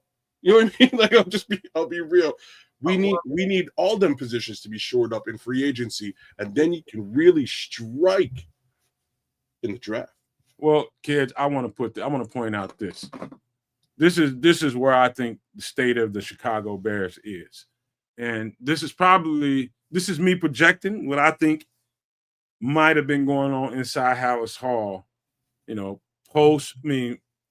prior to the Ben Johnson signing, prior to the Dennis Allen signing. What was Poles thinking? What was the brass thinking in Chicago? What can we do to get this thing better? number one, we need we need somebody to come in here and get this offensive line fortified and give our investment, this quarterback, a chance to be the quarterback that we think he can be. How do you do that? So you're gonna definitely spend some some assets there. It's going to be behind Caleb Williams too. You got to figure out how to get this running game and offensive line, because what ended up coming out flushing out in the end is this offensive line was terrible at run block. I mean, absolutely abysmal. When we thought that this offensive line was going to be, if nothing else, he was going to be able to lean on this run game, that was a whole lot of bullshit. What happened was Justin Fields covered up for a lot of the inadequacies on the offensive line. And so we had that going on. So you got twofold. You got the offensive line and you have the running back position not really being what you thought that was. That's one. So you bring in Ben Johnson, and he's gonna be basically the remedy for and knowing exactly what to do to fortify that up and get this thing sound and a basic game plan that we can lean on a run game while this kid develops. We knew that. And so he hired Ben Johnson. Right after that, what else did they talk about? This defense sucked. And right after Andrew Billings left, it was completely exposed. What do you do about that? Do we have the pieces inside the building? Did we draft the right player when we got Zach Pickens? Do we have enough behind Javon Dexter and Andrew Billings? Do we need another edge rusher over there? How do we get to the bottom of that? And so you hire Dennis Allen. Bring in Dennis Allen. He's going to tell you exactly what to do. He's going to tell you exactly what to do. So, wherever this thing goes, I know that they have those three things in mind. We didn't have the offensive line right. The running back situation wasn't exactly what they thought it was going to be. And the defensive front needs depth. We thought we had some depth, but we didn't. We ended up practice squadding this shit on out. You know what I mean? So I know for a fact, however anybody wants to rate what we should do first versus what we do next, really is we just talking amongst each other. And nobody's right, nobody's wrong. But I know I identified that just like everybody else did as the entire enchilada. Get the front fixed on both sides of the ball. Make sure you got a solid running back, some solid running backs behind them, and we'll be fine. So however they decide to deal with the capital, I'm good with it. But we need to get some pass rush. We need to get some D linemen as well as some O linemen and some running backs. This is it, bro. Nailed it. All of those positions are in question. All of them are in flux. There's a fair amount of talent at every single one of those positions. I'm going to say we missed the boat on running back free agency last season. But lo and behold, this is probably the strongest running back draft in a minute. So if you can shore up those other positions, we're in a good spot. You know what I mean? We're in a really good spot. Shore up the guard, shore up the left tackle position. Get that at the very least a backup or developmental talent to step into Andrew Billings' position when required. Get some pressure on the quarterback at that edge. And then, yeah, man, that might open things up so that, again, you can backfill from a talent perspective, get some depth, as well as shore up that run game. Because, man, if Caleb Williams had a run game that was working last season, and it ain't all on the running backs. Not as bad as he did this year if he had a running game to lean on, but it wasn't the running backs, it was the offensive line. That's what I was about to say. It ain't all on the backs. It like that line did not support what they were trying to do running the ball. So I still say you get two backs, a power and a thunder and a lightning. You get them both. And you see how you rock with that, right? Here come the names, and I've been looking at these guys now. I started scouting them a little bit this weekend, and holy smokes, y'all! Like I'd love to get Ashton Genty in the beginning. I think everybody would, with the exception of how much additional capital we could get if we traded back at that 10 position. And if they trade back, they can definitely get a thunder and a lightning and call it a day. You know what, man? Scrolls has said probably and this is feeds to my, all my homework I'm doing on these players. He stole a comment that I was going to make about Caleb Johnson. I'm going to read exactly what he says, and this is a good comment. Caleb Johnson was rarely touched and usually went down after first contact. His film is really a highlight reel for Iowa's O-line. Man, I'm here to tell y'all, the Scrolls ain't fucking wrong. The Scrolls ain't fucking. I'm not saying that Caleb Johnson won't be a tough running back, but I'm telling you, I came away with the same exact, response in my head. When I was watching them play, I'm like, hold on, man, this offensive line is tearing shit up in the run game. I mean, they are excellent in the run game. So hint Ryan Poles, if you want to get some interior, and Iowa is one of the top producers of interior O linemen in the world. Centers, guards, get them from Iowa. They know what the fuck they're doing, especially when it comes to the wide zone concept. They are excellent at that shit. I was watching their film, and it was a goddamn clinic. So Scrolls ain't fucking wrong about that. I'm not saying Caleb Johnson's a bad running back, but he is not wrong, bro. So I'm going to ask you a similar question since we're going down this particular road. Have you had the opportunity to look at Ohio State's offensive line? I have. Because I want you to comment on them with respect to the two running backs they have over there, because Travion looked fantastic last season. He was hurt. In comes Judkins, and Judkins just doing it. And then Travion comes back in, and he's still doing it. Is this more representative of the offensive line there? Because I haven't looked at their O-line yet. I've really just looked at the backs. What are your thoughts? O-line. All right, you talking about in the run game in conjunction with the running backs. With respect, yes, respect. I'll tell you, you're looking at two different animals when it comes to the way these two backs run. Like you can't even compare them. You're right. Sure. It's like you're looking at like Travion. I think is more of your Jahmyr Gibbs type of running back. He's the guy you want to come in and spell your thumper. When you draft a Damian Martinez or something like that, is going to come in here and really pound the shit out of the ball. You know what I mean? Then you got this guy that can come in here and get out on the edges and really attack and make that home run. He's definitely that. Versus a Quinshon Judkins that is really, you see his best stuff when he's in between the tackles. And I don't think Quinshon Judkins is as good as people would want to believe. I think, again, the offensive line probably looked, they did there's a couple of highlights that I've seen with Quinshon Judkins that he broke a couple of tackles and made something out of nothing. But most of the time it was them wham blocking, pulling and wide zone stuff that really Travion Henderson ate off of was the wide zone stuff. But to me, it is more the offensive line than it is Quinshon Judkins in particular. And Travion Smith, to be honest with you. I mean, Travion Henderson. All right.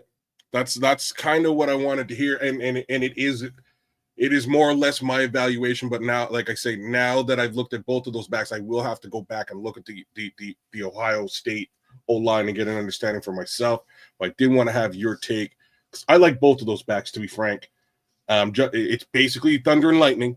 And if in some crazy, if in some crazy capacity we could somehow score both those guys, I have no problems with it.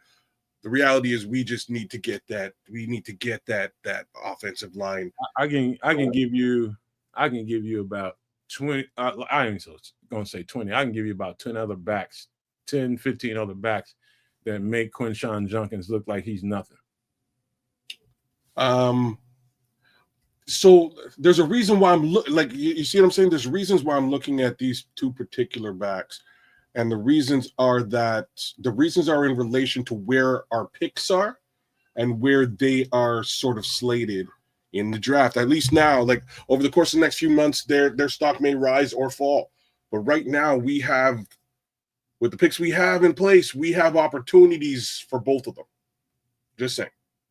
So either and or, right? So I have heard winds that Oh man, we never got to talk about this, bro. Did you hear about Eddie George, bro? Was it Eddie George?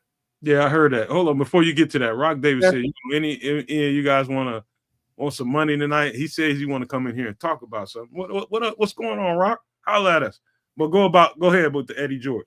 Yeah, so Eddie George, yeah, Rock, by all means, send an email if you can, and we'll figure things out. But Eddie George sort of came out and they invited him in for an interview, but for the most part, the conversation by way of interviewing was really focused on the running backs in this draft, right? So I understand that. He's a former running back, and I'm sure he's been coaching RB in some capacity over the last little while. So like, what do you think about these guys? And then he went out online and put the whole conversation on blast, saying specifically that they're looking at Caleb Johnson and I believe TreVeyon Henderson. So somebody disrespected him, man. I guess he must have felt some kind of way about the interview. Disrespected that guy, man. I think he felt some kind of way, but again, if you think about it, he was interviewed. He was sort of called into an interview in a situation where, you know, you're going to sit down and talk about running backs now, and then you hire Ben Johnson a week later because you've fulfilled the requirements for the Rooney Rule. Yeah, he might have felt a little bit sideways about the whole. Let me tell you something, man. There's a little quiet, and I heard a coach talking about it, and then I keep telling people that NFL is very much a fraternity, where the coaches are concerned, especially. And one of the quiet little notes that I would probably tell you to keep in your wallet with you is one of the things they talk about each other when it comes to these coaching cycles every year is don't take those interviews when you know for sure it's a Rooney Rule. You know, that's to help everybody else out. Don't fucking take the interview. And so people were probably upset. And I'm imagining a lot of people were upset by the fact that Eddie George even took the fucking interview knowing he wasn't going to get the job in the first place. Like, you making us all look bad taking these sucker ass interviews. You know they bullshitting you, dude. And so I think his response to it was, all right, I'm going to show you that I'm with y'all still, and I'm just going to leak out what they were talking to me about. And I think that's what happened. Yeah, like I said, it was interesting that his name just kind of came out of left field because there was sort of an original list of guys that they were interested in looking at, and he wasn't on that list. Then in he comes to fulfill the Rooney Rule so they could go and get Ben Johnson. So I feel he probably just, he comes from Ohio State too, right? Okay. I'm not sure if that makes much. Do you think that? So he's looking. He has intimate information on both of those backs. Of course. Yeah. Okay. That's why they brought him in. Okay, that makes sense. Of course. Well, I don't see why he would have dumped that information. But once more, if he just felt sideways about it, nobody else is really. I'm not sure if anybody else has heard Eddie George's name with respect to head coaching anywhere. Has he got another interview out there? I haven't heard about it. I'm gonna have to look, man. If he did, you know about it. It ain't nothing out there. They brought him in because it's the Rooney Rule. Plus, we can get a 2-for-1, and he's gonna know Quinshawn and TreVeyon. Guys that are on our board. That's information gathering. We keep hearing this over and over. The interviews are damn near as much information gathering than there are actual interviews to take the job. Oh, Scrolls. Yeah, no, I'm not saying he shouldn't have taken the interview. You definitely should take the interview because, again, not if it's a punk ass interview. Because no, you still take it. You still take it. The reason why is because Aaron Glenn turned down the Saints.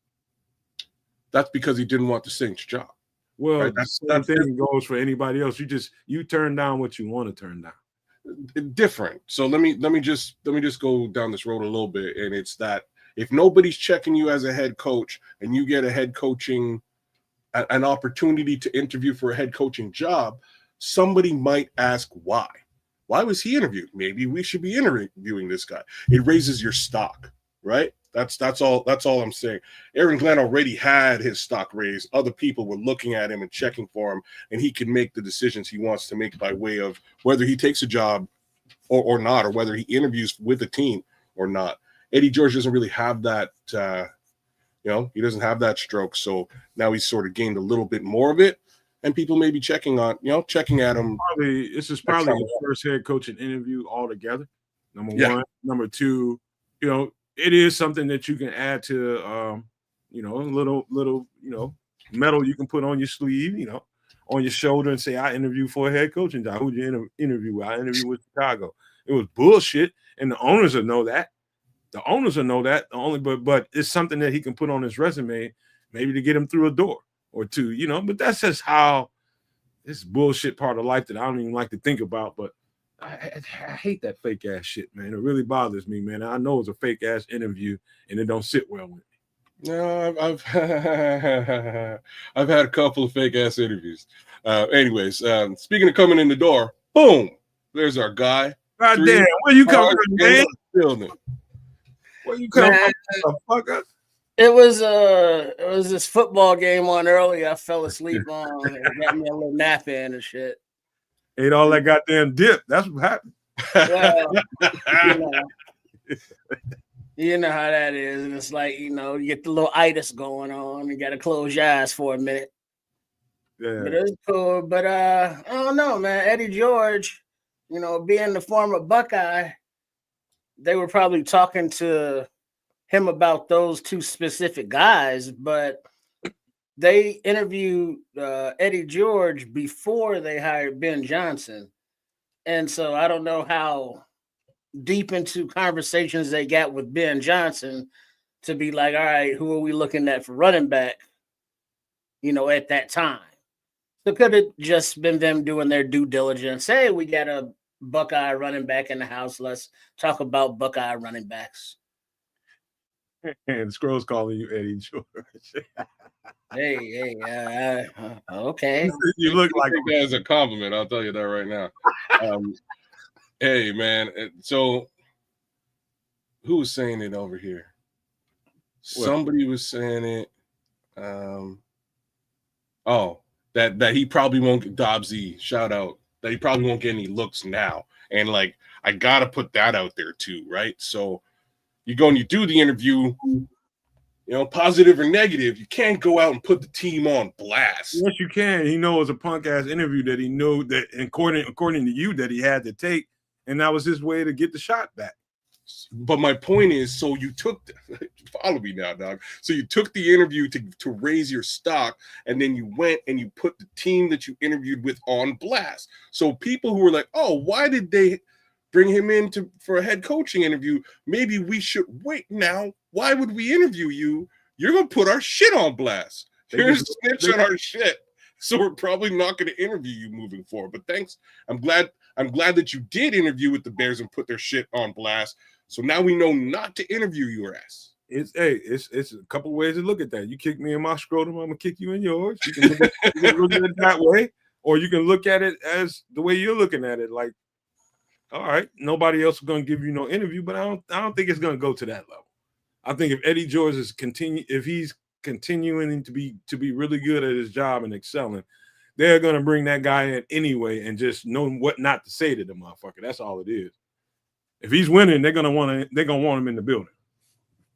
Well, I'm just saying, winning is one thing, but snitches get stitches, bro. So I don't know. In business, it's the same thing. I don't want you leaking company secrets, corporate espionage. I don't want that really popping off if I'm going to hire you as the big guy. I'm going to let you read Rock Davis' comment. You read it. What's he say? Yo, guys, y'all know we know that's a joke. Okay, Roger the commissioner, he always wants to use that term, respect the shield, but what he's going to tell the owners, they can't do that? And I guess I hear you. Right. The owners own him, man. Don't they, Trip? He don't own shit. They just pay him a hefty ass salary, but the owners own Roger Goodell. They tell that motherfucker what to do. Oh yeah, they all pay him. They hire him. So he is their extension. He's their mouthpiece, because the owners stay back and do their own fucked up shit, for their own teams. They're busy doing that, and they pay him to, run the league.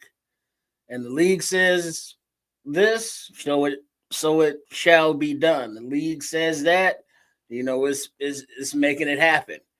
And it's like, oh, we got this rule. You got to talk to, at least 3 darkies, and then you can hire whoever the fuck you want.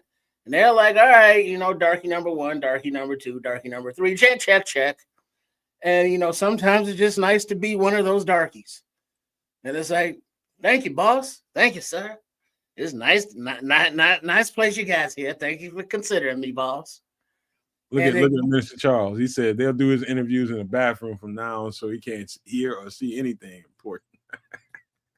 And then maybe he got a little salty. It's like, man, they brought me in for this bullshit darky thing.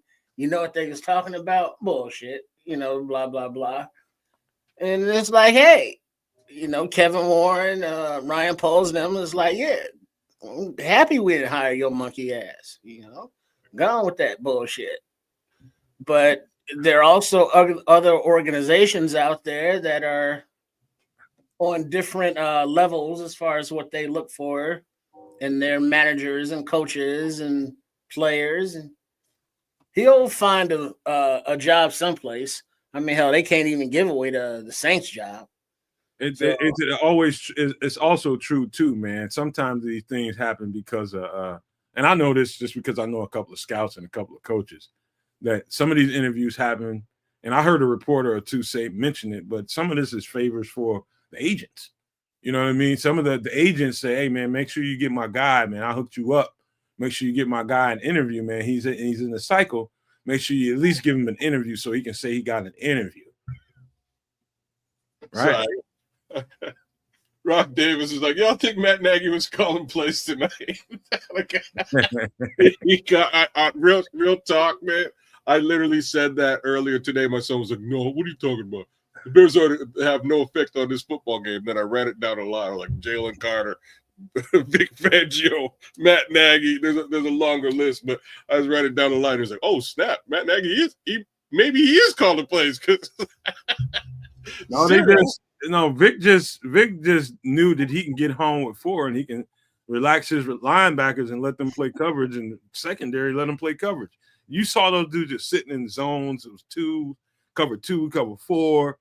When I ain't seen no cover 3, but I might not have seen everything, but it was just cover 2 and cover 4 and get home with your 4. And so basically is what Flus wants to do in his wet dreams. Yeah. When he just doesn't have the pieces to get to the quarterback like Vic did. Yeah.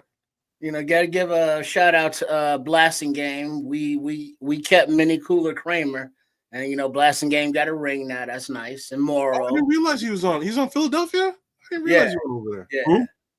Kari Blasting Game. Oh damn, he is. Yeah. I didn't know Kari was over there. But that's part of what the trenches are all about on both sides of the ball. Because Kansas City, they had shit coming. Because no blitzing, like you were saying, just a plain vanilla ass rush, the front 4 getting there. And it's like that was Flus's whole thing. It's like, yeah, we're gonna need the front 4 to get there and let the back end do the back end stuff. And it's like when the front 4 don't get there, they would have been 8 up.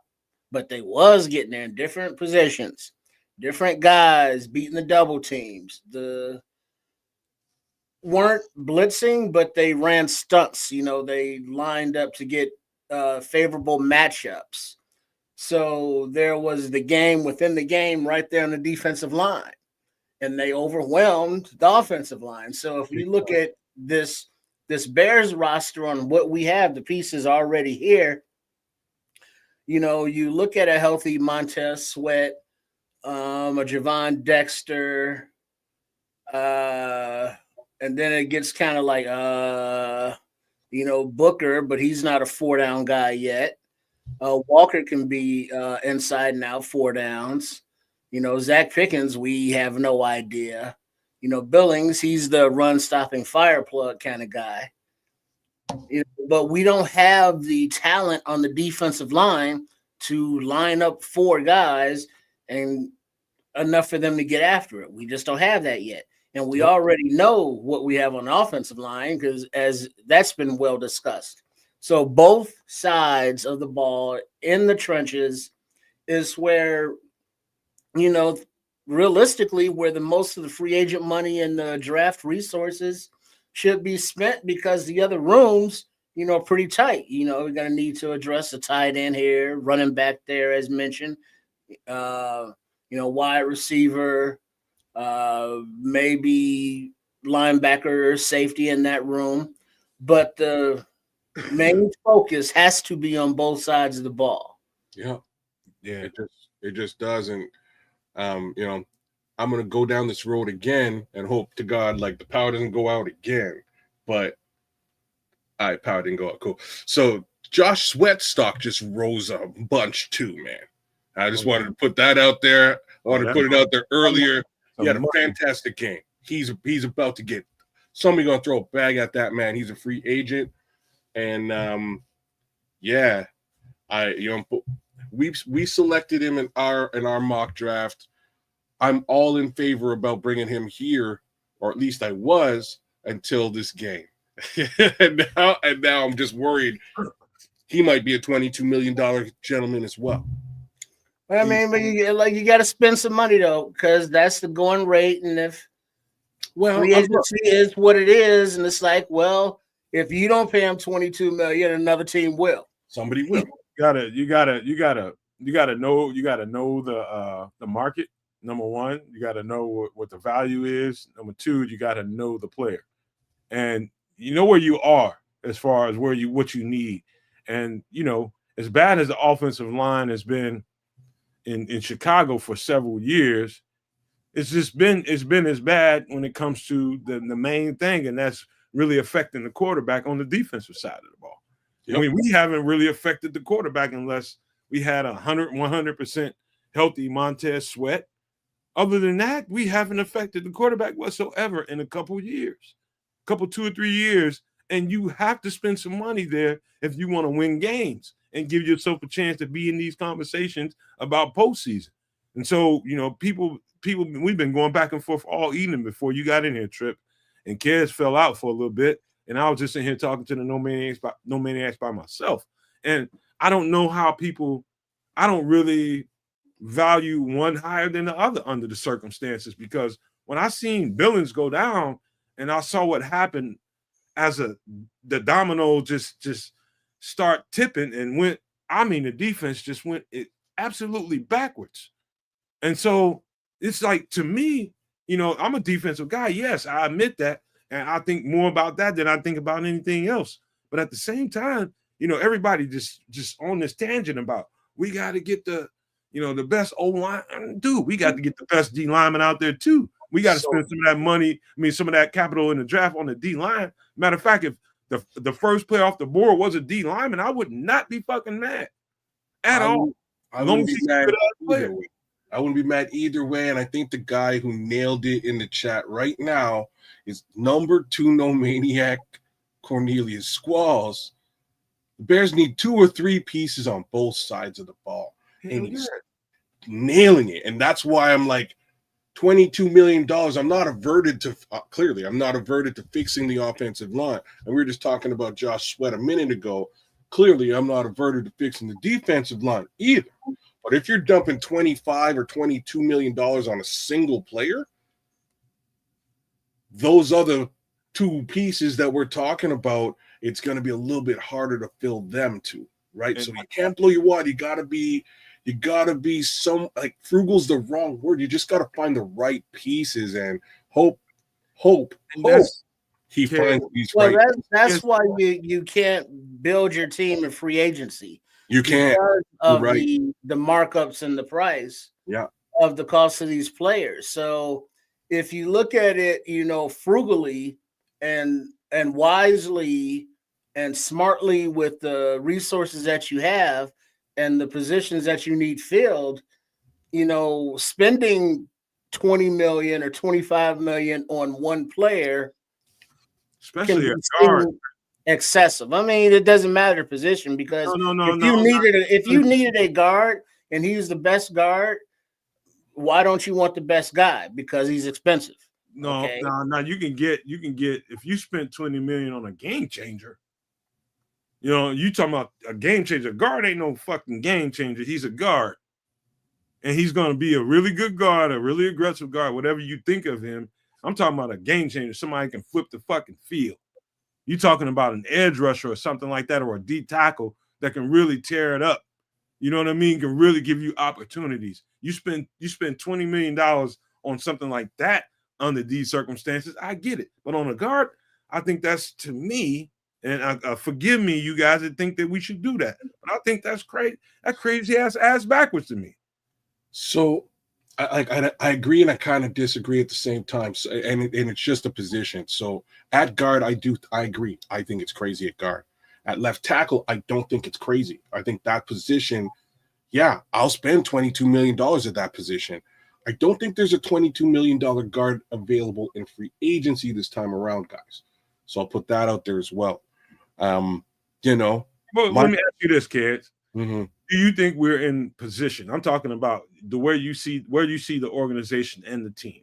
Look at the team. You've seen it all year like I did, game to game to game to game.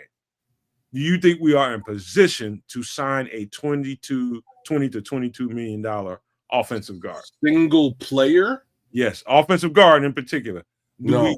To me, that's Buffalo, that's Kansas City, that's Philadelphia, that's teams at the very top of the echelon that can afford to spend, if you got that, can afford to spend $20 to $22 million on a guard. I don't think the Bears are in that position. We're too needy to spend that much on a guard. There's too many holes. Be an impact player if you're gonna spend that kind of money. There's too many holes, and I think and I'm trying to remember. I think it might have been Sophisticated Thoughts who said it earlier, but I think the target this season is Chase Young. I think he has to be the target because he will provide us or Khalil Mack, and Khalil Mack is old, and it's unfortunate that we'll be getting him at this level of his career.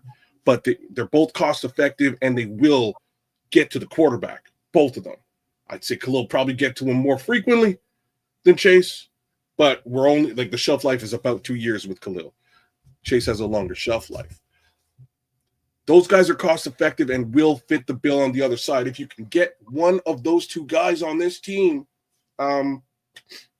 you can then focus on spending big money on the offensive line.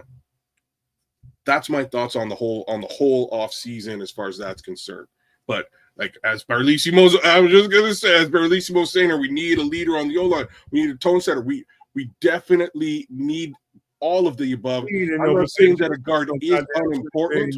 I'm saying that personally, I'm saying a left tackle is more important than a guard. We just ain't in that position, in my opinion. I don't see it. If they do it, I'd be happy. But I'd be an extra 22. You know what I mean? I think you just fucked yourself. But that's how I think of it. If they had an extra 22, if they restructured, given the exercises we've been going through, if they restructured a Montez Sweat and or any of those top level positions to extend out a bunch more money, if they restructured Montez Sweat and DJ Moore, you go get yourself a Trey Smith and call it a day, or you can go get yourself a Josh Sweat and call it a day. In either event, I'm still wondering who shores up the left tackle. That's where I am with all this. So, I would put it on the left tackle, make sure that position is solid, and everything else outside of that is gravy. So, if you can get a medium tier defensive end who can get to the quarterback, and I say medium tier, I just mean medium price. Khalil Mack, Chase Young, I think can get the job done. Mr. Charles has a question. He said, why is Philly one of the best? He said, why is it that Philly was one of the worst defenses in the league in the 2023-24 season, but played in the Super Bowl this year? I think two pieces that they did. I'll tell you exactly what it was. Grabbing Mekhi Becton, blue chip piece off the Jets, who gave up on him because he wasn't playing left tackle at the level that they wanted him to play left tackle.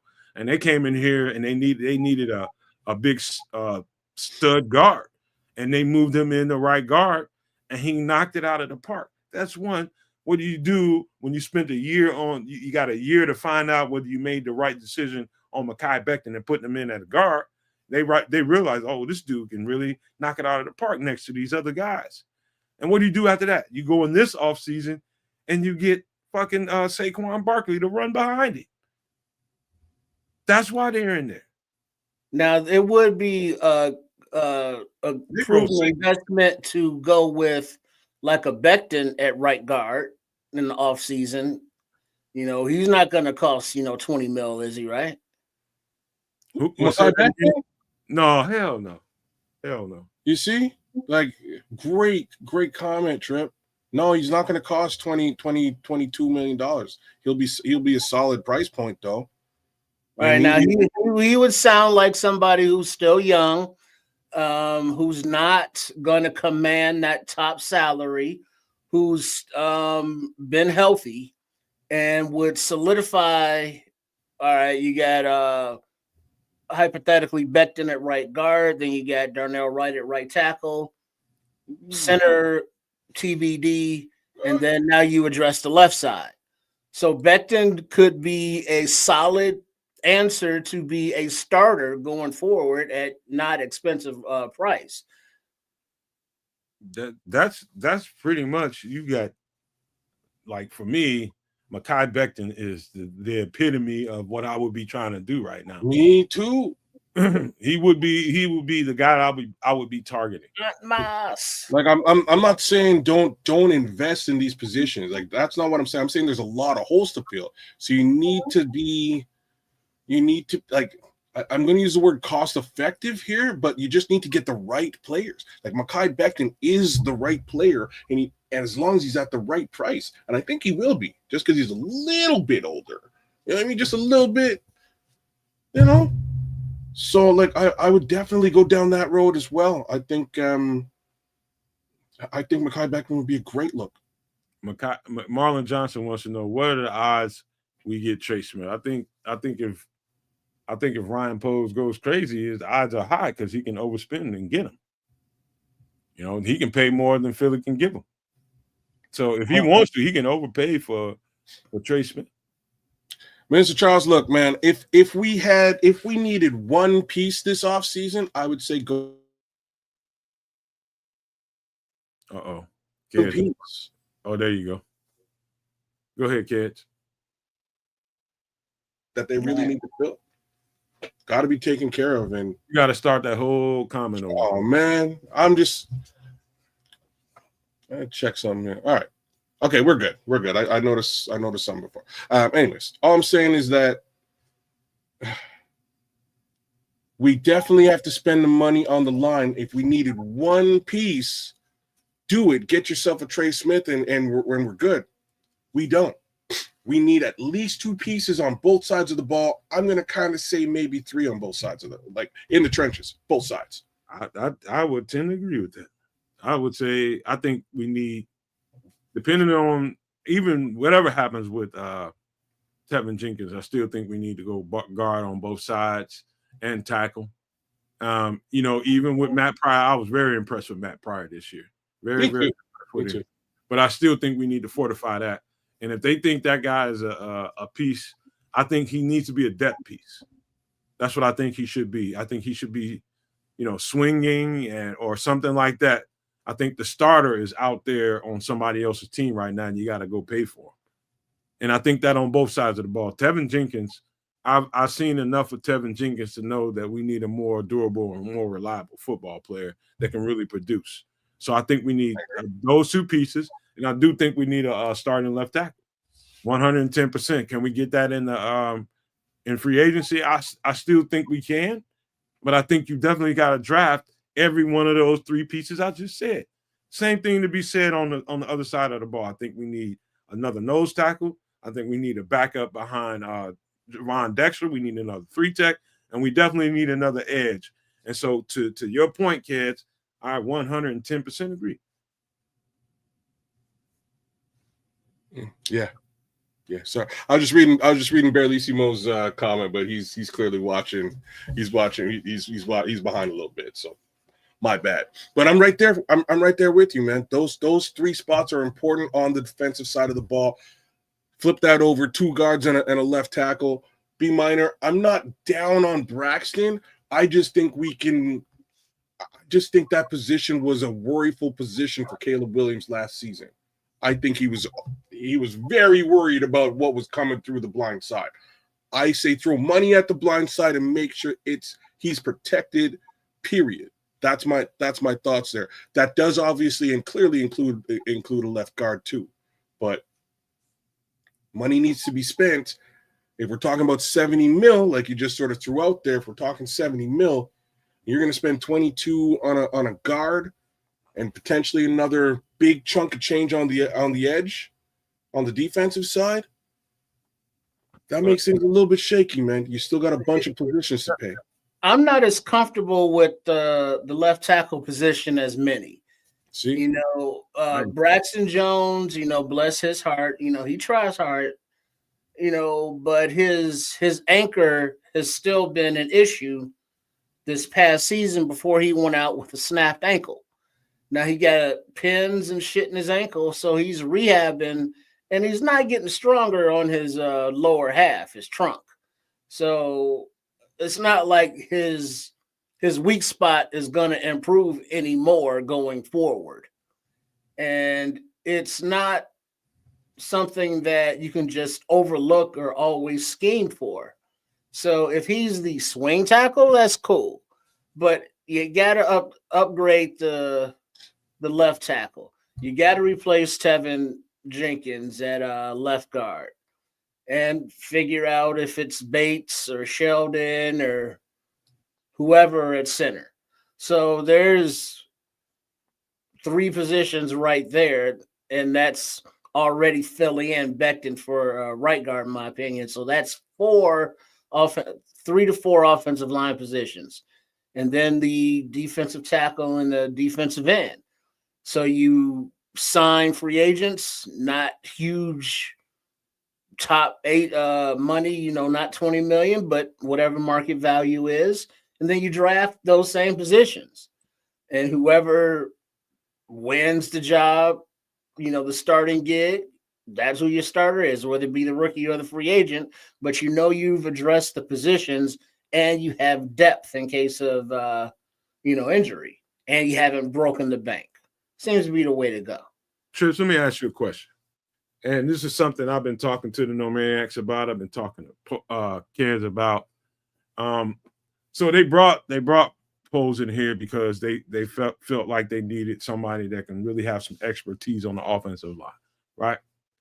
And I think, let me just say, I don't know that he's missed so far. I think Braxton Jones, we just saw his ceiling. I think Braxton Jones is a good offensive tackle. I think he's just not starting offensive tackle caliber.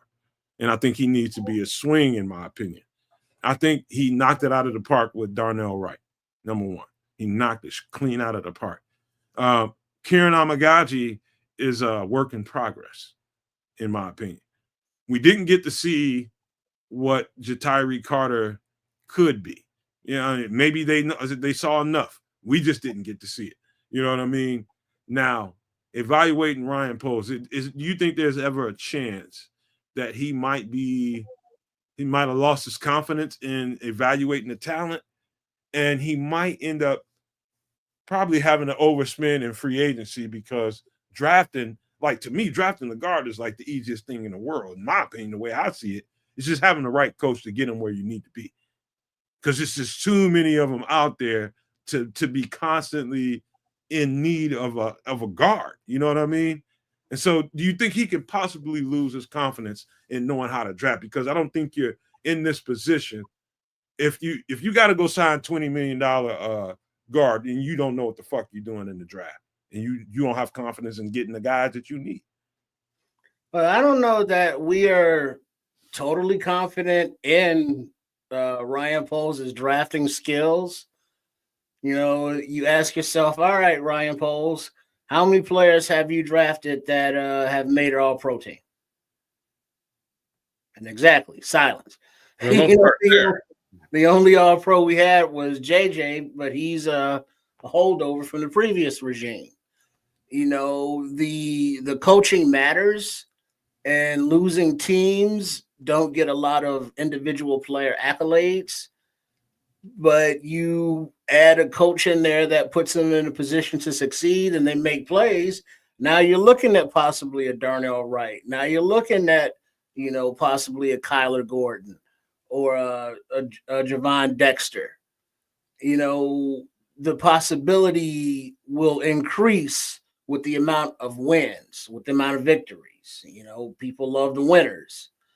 But as far as Ryan Poles goes with that, you look at who he's drafted, and it's like, all right, Adunze, he looks like a good player, top 10 pick. Darnell Wright, top 10 pick, cool. Caleb Williams, top 10 pick, cool. It's lottery tickets up there, and you got to make sure you get the right guys, but the odds are higher that you hit on those lottery tickets. Now we look at like your Bookers and your Taylor, your punter, your 4th round punter. Still a bold move right there, but that's what he did. And it's like, all right, they got talent. Okay, we can see that, but were those positions better used or utilized by addressing the trenches on either side of the ball? Well, Booker is a trench guy, but a more full-time guy. What has Ryan Poles done offensive line wise drafting? We saw the talent or the athleticism with Ja'Tyre Carter, but he couldn't get on the field when there was a time to be on the field because of injuries, and then he's gone. It's like, all right, there's not one offensive line player that has really developed. I mean, Braxton Jones came in and started, but his negative issues are his still same negative issues, and he's still starting because he doesn't really have any competition. Amagaji's got a bad rep because he came in hurt, so he couldn't give, his all. So everybody's out on him, and then every other lineman's gone down hurt. So there's not a lot to point to as far as anything good that Poles has done there. One thing I wanted to mention this at the top of the show when we was talking about the Eagles and why they were just fortified up front. That front was really stoning. If you go back and watch the game, anybody that chooses to go back and watch the game, here's something I would ask you to go and just point out when you're looking at the review. Look at how tight the splits were on the offensive line. Notice how tight the splits were. I mean, when I say tight, they were joined. And when that thing fanned out, when that ball was snapped and they fanned out in the pass protection, it looked like an accordion. That's what it looked like. And that's the goal you're trying to get to. So what I'm telling you guys is, I know for a fact that the Eagles have a damn good O-line coach. I mean, that motherfucker is good. When you see that kind of perfection in the functionality of that offensive line, those tight-ass splits usually result in people beating you off the edge. Getting around you and harassing the quarterback. But they had that team, that offensive line was ready. And I mean, they were ready. That's one of the things that stuck out to me is how tight their splits were in their pass pro. It looked like not run, but that was just something I would point out as a football player. That's probably some shit most people don't notice, but that's important when you're looking at it as a defender.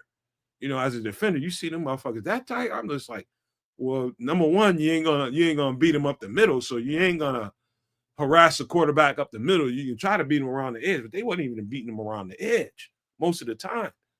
And so the O-line coaching, and so I would just say that the Eagles O-line, I think you could have put B-level and C-level O-linemen on that team right now in the way that they were coached. I think you could have had production. And so what I'm saying to you guys is our line was shit. And I was watching that kind of stuff all year long, and the coaching was terrible. It was absolutely terrible. How many times did you see those guys jump off sides, kids, watching that game? Not once, did you? You on mute, bro. Which side? On the Eagles.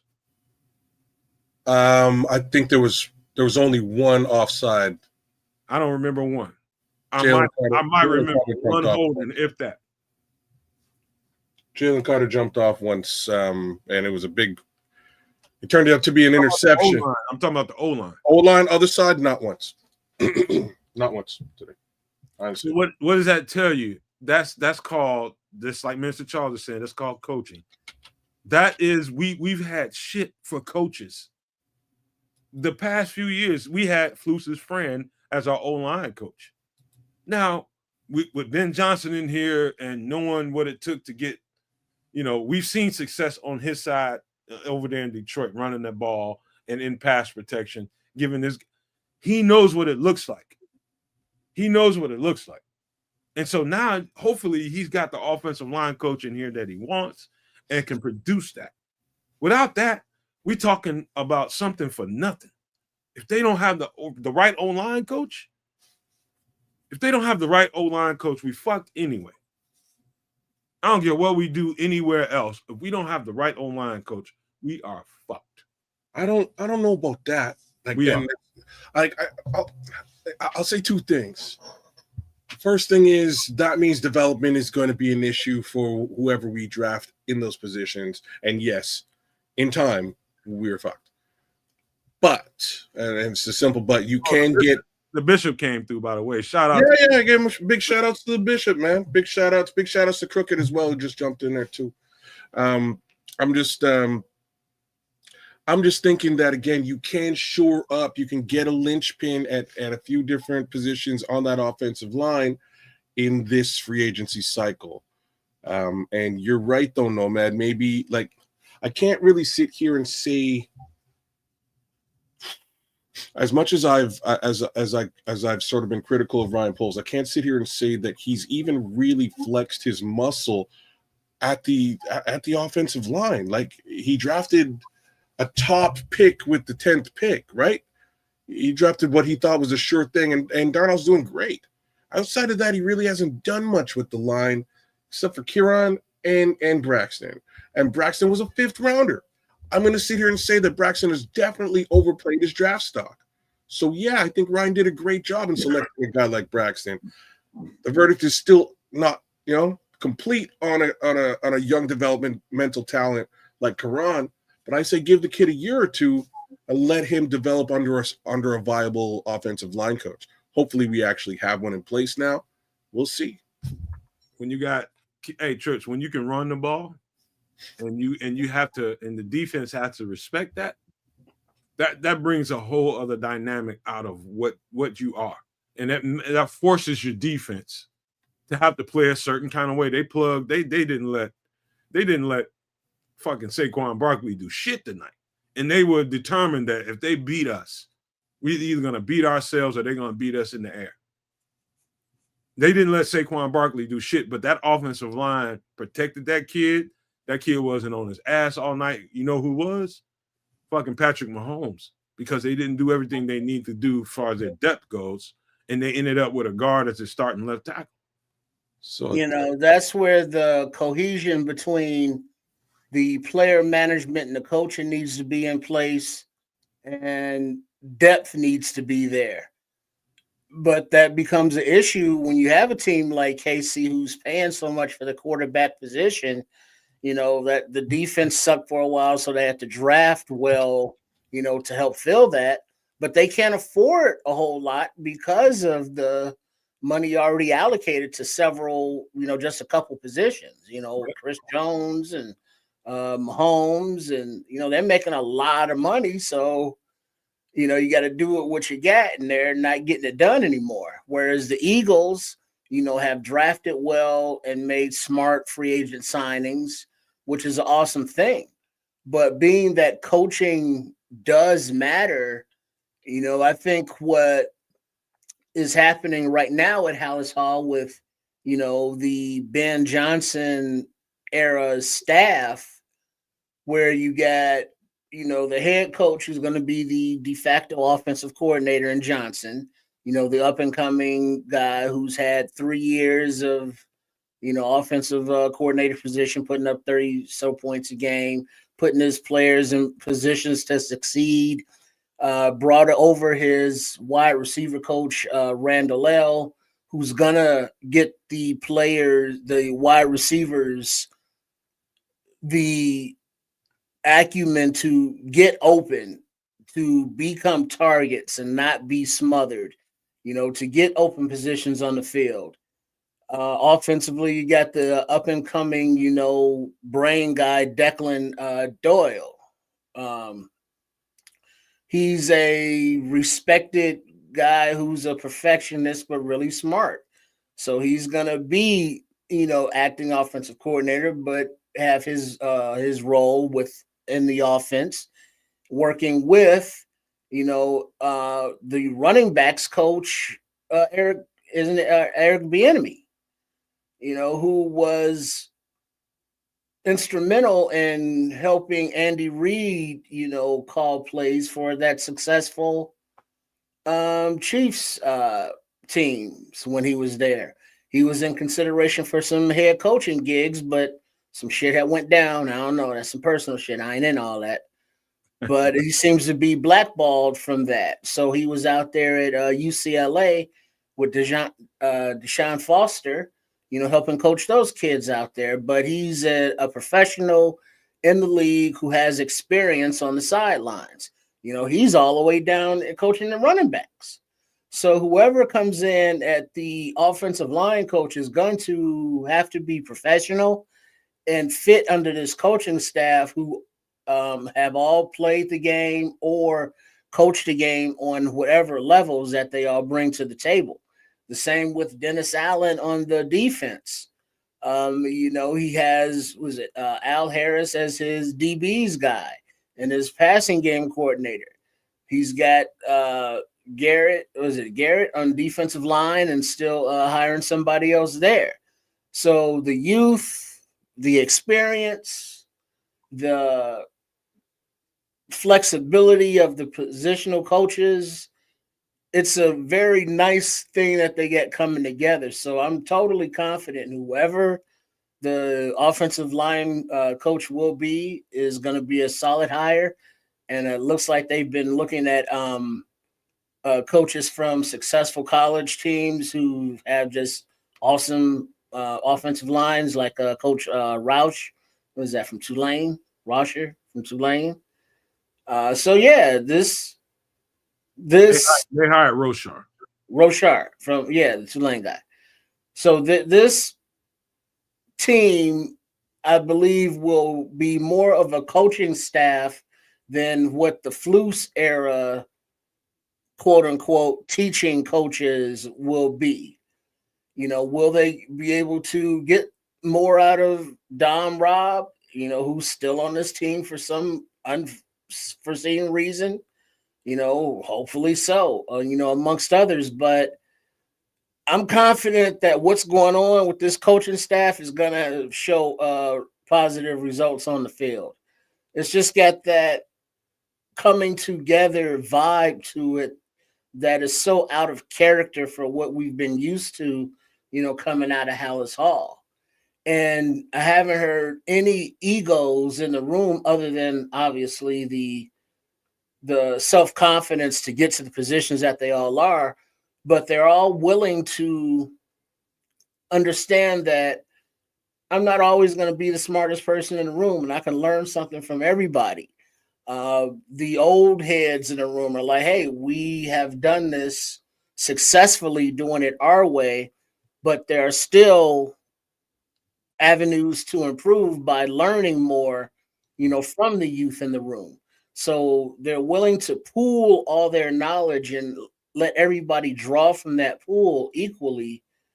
That's only going to put the players in a more advantageous position than this whole last coaching staff was, because I don't know if it's true or not, but there was a report that Caleb Williams had to do his own film session setup because Walden wasn't, working with him at all. I had an answer for that, and I said this when I was doing the show with FFG. Shout out to FFG. One thing I would point out to you guys, and I'm not trying to bring any kind of culpability off of Shane Waldron, but I will say this. One of the things that stuck out to me, and Kedz and I watched the show live. We watched Hard Knocks live together in the studio before we did the show. And so we knew ahead of time, like it was some shit, and Kedz was just like, hey, that's bothering you? I was like, hell yeah, it's bothering me. But I pointed out, why is Flus doing all 22 by himself with Caleb Williams? If you do a review with your coach, especially if you're the quarterback, I ain't never did a quarterback review, but I did a review with my coach, my position coach, and my defensive coordinator. And usually it takes about an hour. I imagine the quarterback, his job is much more complicated than mine as a DB. It's going to take a couple of hours. He's reviewing all 22 films with Flus.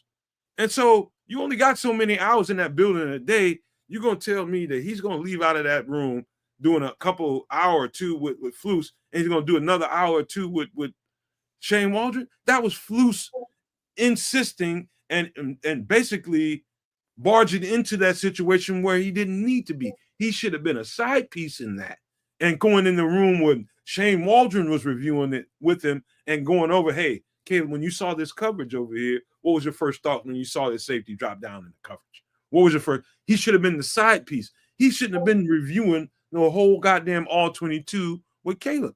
That was fucked up. And I could understand why Shane Waldron didn't put another hour or two on that boy's day. Because his coach just did it for him. Well, also remember when coach, dude, you can't do that. When Thomas Brown was elevated to OC and then HC, the question came up, in his position as passing game coordinator, how much did he work with Shane Waldron? And he was like, Shane who?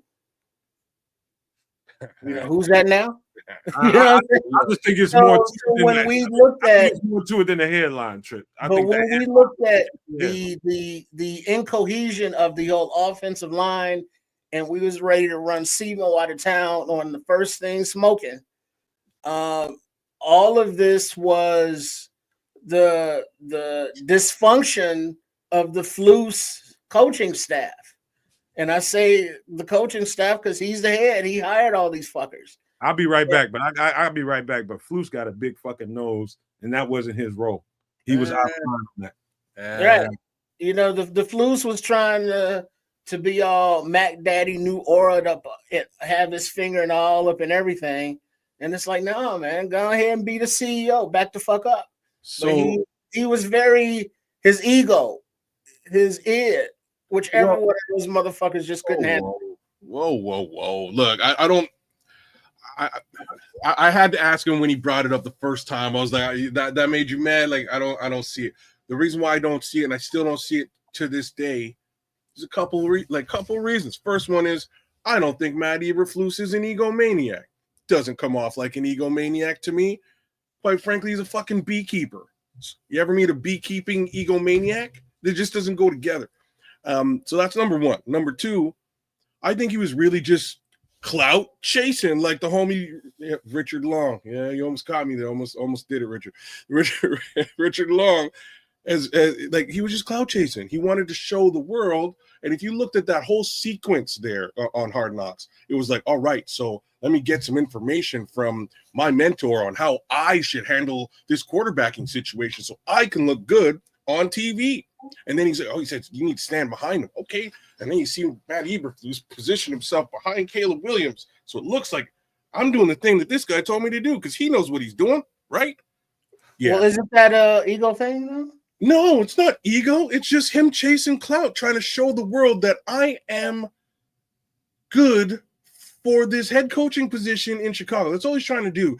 But isn't that showing them? Isn't that feeding his ego? Isn't that the part of him that's making him drive for that recognition, that insecurity he has to that now he has to show how suited he is to be the coach because he's doing all this coach stuff that the other coach told him to do, which means that he's feeding his ego to say, hey, look at me, look at how smart I am and how ultimate coachly I am. Let me break this down right quick. Hold on, man. For TV, yes. For the show, Hard Knocks, yes. I don't know if that continues on throughout the season. You know what I'm saying? Like that's the conversation we're having. Does that continue? Look, if Matt Eberflus was tasked himself as the evaluator of tape with Caleb Williams from a quarterbacking perspective to help him grow as a quarterback, that's what the Souls of Mischief song. You know what I mean? Like that's when you lost, bro. Right there. You don't know nothing about training up, coaching up, and developing quarterbacks. He has no skill set here.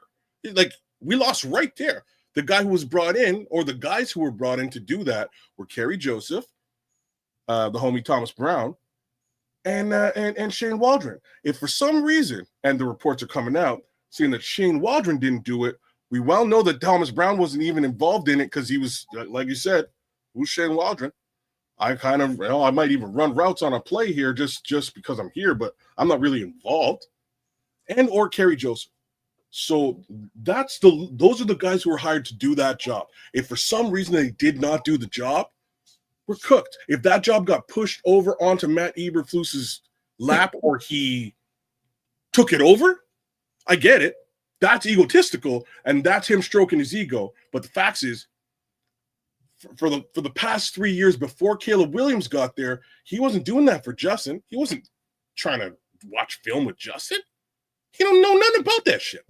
So I don't see like all of a sudden him trying to really be the lead developer of the quarterback for the Chicago Bears out of the woodwork. It was ridiculous in the first place, man. Number one, I understand the concept. I understand that a defensive coach can bring a different layer and element to his training and bringing him up to speed to where he needs to be in reading defenses. I get all that. That's why I said he could be a side piece in the room when Shane Waldron is doing the all 22 with him. So imagine this. And I got a girlfriend on vacation, and I want to keep going. I ain't gonna lie to y'all, no maniacs and you guys, but I gotta look. So imagine you get there at 5:30, 6 o'clock in the morning, say around 6 o'clock in the morning. First thing you do, grab you some coffee. First thing you do, you look around, there's some coaches in the building, and your head coach is there, and you go meet with him. All right, now you're done. And now everybody's in there about 7:30 or something like that, getting ready for the 8 o'clock first meet. And now there's a whole team meet. The whole team is in there for about 30, 45 minutes to an hour talking about how we're going to break down the day. The goal is to get to the field at around 12 to 1 o'clock, right? And so you're having position group meetings. So for the next couple, 2 or 3 hours, everybody's separated. They're meeting in their own private way. And so now they're getting together for the installs is going on at about 11, 12, 1 o'clock. And so you out on the field now. And so now the practice is over. Now you're going back to watch film again. First, you got to go eat. So you're going to eat, and then you're going to go watch some more films. How'd you find time to go in there and hit the weights? You got to get some weights in there, right? And before you know it, it's 5, 6 o'clock at night. Everybody trying to file up out of here. It's a 9 to 5 job. Everybody getting ready to get up out of there. And so you're asking the quarterback to be the first guy in and the last guy to leave. So he's trying to hang around. You know what I mean? And throughout that day, you just asked me to sit in here with you for an hour or two doing the all 22. And I'm going to go and sit in here with this offensive coordinator and do the same. Where do I got time to do all that shit? Exactly explain that shit to me. So a couple things to be said. First thing is, do you think that continued on throughout the season? Do you think he was sitting, and I'm going to tell you, the odds of your speculation are very slim, because part of the Shane Waldron piece to all this was that the kid had to go out and set up his own film room on his own and get people to come and sit with him and watch film and talk about it. Like, that's the other part of this, right? It wasn't just that Shane wasn't doing it. It was that Justin had to take it on to him. Justin, my bad, dog. I'm sorry. Caleb, I'm sorry. Caleb had to sit down and do it himself. So if Caleb is doing it himself, to me, that means that Matt Eberflus also wasn't doing it. All right? Not to say that he was going to get anywhere with Matt Eberflus doing it in the first place as a defensive head coach. Wait. Before you carry on, Kedz, think about this too. And I ain't heard nobody mention this aspect of it. Now, there's been an assumption, there's been an accusation that Shane Waldron didn't do anything privately with Caleb Williams. First of all, I question that. I just imagine that scenario, and I just can't even picture that. Number one. Number two, we saw Flus do it. Number two. So we saw someone doing it. Number three, has anybody asked the question, does Caleb have his own little team of people that he wants to deal with and deal with privately that was just doing that with him, and we ain't seen or heard that whole story? Is there that element fucking going on that we don't know before we dropping all the load of shit on one person? Well, all right, let's look at it. Just examine it from that standpoint of, well, Caleb, he got his team he likes to work with. It's like, all right, now, first of all, any like good head coach will be like, yeah, no, fuck all that. We're gonna work with our coaches and our team. We're not gonna have all these, 82 different team captains. We're not gonna do all of this cutesy feel good shit, all of that. Nah. Here's what's going to happen. Offense, you're going to work together as coaches to figure out the game plan, from the running game, the passing game, the blocking schemes, all of that together. And then you're going to present it to the team. And then we're going to work together to achieve that goal of victory of that game plan, of that game. And we're not going to have all of the drama. Drama happens. You're speaking too much sense right now, but you keep going.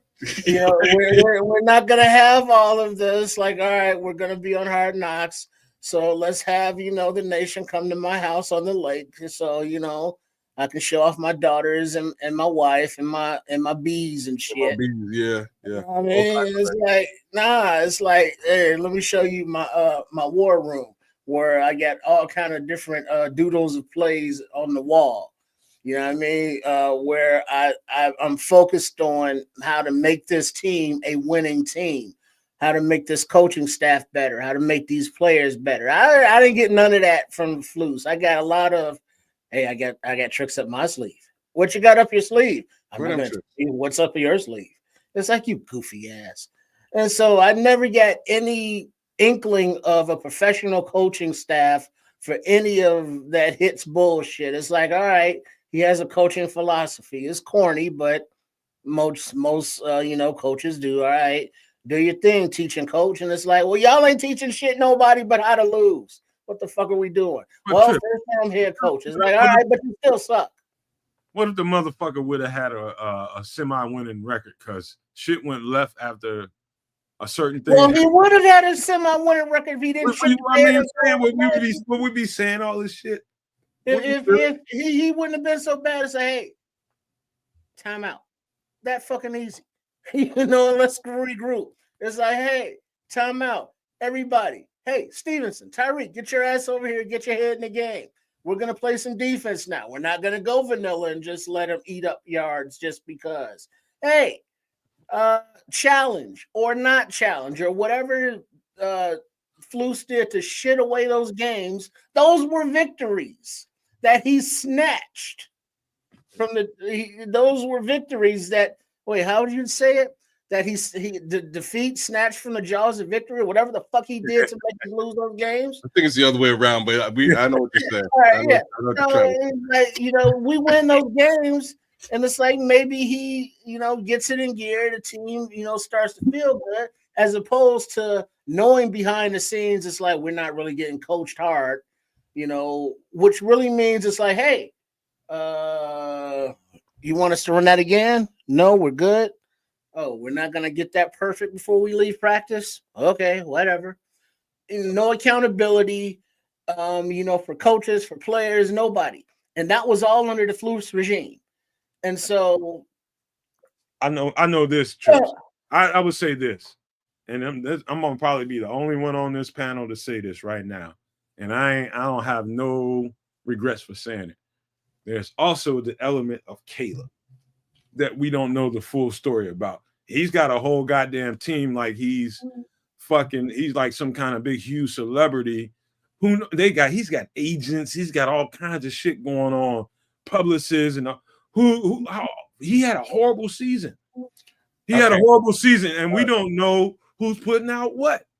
All of a sudden we got a fucking story about what Shane Waldron did or didn't do out of somebody's asshole. Where did that shit come from? You know what I mean? Okay, I'm just saying. I hear what you're saying, and I wanted to let you get it out of your system, and now I got to put a pin in it because of this. He's an MFing rookie. I don't give a shit if you got a staff. I don't care if you paid Michael Jackson to come back from the dead to work you through throwing a football. Hold on, let me rant, dog. I don't care. I don't give a shit who he paid. He needs to have somebody like a head coach or like an offensive coordinator to tell him, I don't give a shit about that staff. They need to go pound sand. We're going to sit here and we're going to go over film. And when I say like a head coach, if that head coach is a defensive head coach who has no business developing a quarterback, then it can't really be him. This does kind of fall on the shoulders of the offensive coordinator. Like it really actually does. Because if the offensive coordinator is looking at this entourage coming through with Caleb and he's intimidated, well, I can't spend time with Caleb because he spent time with Flus, and I can't spend time with Caleb because he's got the entourage, he's got friggin', Puff Daddy with him, or like whatever he's got. You need a guy who can say, hey, these guys need to get the F out of the building immediately. We're going to sit down and do the damn job. My job is on the line. Too much shit going on, bro. That means no Johnny Drama, no Turtle. None of those motherfuckers are here. Somebody needs to say that, and that should, like, if it ain't the head coach, I'm not absolving Flus from this, right? That's you turning him into Prince, basically. You are. You're saying that he's got this entourage, the entourage is intimidating Shane Waldron. You got your own goddamn little universe going on while other motherfuckers focusing on this. Fuck all your public image and somebody needs to say that, bro. Somebody needs to grow a pair of nuts and go, hey, yeah, my job is on the line here, bro. So screw all of the noise. We're gonna go in this room and we're gonna crunch tape because you're holding the fucking ball too long. It's just simple shit. And this is like us watching these games over the course of the season. And we're watching them and we're watching the things. I continue to say, at some point, somebody's going to sit down with this guy and have a conversation about what they're seeing on film. You're going to see this together, and he should grow. And I'm going to say that he was kind of growing for the first few weeks and then plateaued, right? And that's basically how it went. Towards the end of the season, when Thomas started to have those conversations with him, you could start to see it again pick up. Somebody has to have a pair of nuts in the building, and I'm so glad we got a new coaching staff. I'm so glad that Ben Johnson should play that role. Sit down with the quarterback and go, hey, look, we're just going to sit down and watch the whole season of film last year. What did you think? Where were your mistakes? How can you get better? Awesome. I'm glad you saw it the way that I saw it. Let's work on these things. Let's develop you in this capacity. Because clearly the defensive-minded head coach wasn't going to do that. Could not do that with the previous quarterback. That's a fact. Okay. Him thinking he can do it all of a sudden now is crazy talk. But Shane Waldron not doing it is inexcusable. I want to buy into all the shit that you're saying and all the shit that I've been hearing. I want to buy into it. But I'm one of those creatures that's seen a lot. You know what I mean? I'm a creature that's seen a lot when it comes to this. And I came before the NIL deals and all that kind of stuff. I don't, other than the guys that I train up and coached up, and they tell me about the NIL deals, I only get the perimeter view of it all. And I just imagine me being in a situation like that and people around me, my teammates and anybody like that that's getting money, that kind of thing turns into a whole creature of its own, man. It turns into its own universe privately. You know what I mean? You got multiple guys in a locker room in college that are their own fucking brand. You know what I mean? Their own brand, and they're getting paid to be that. Number one.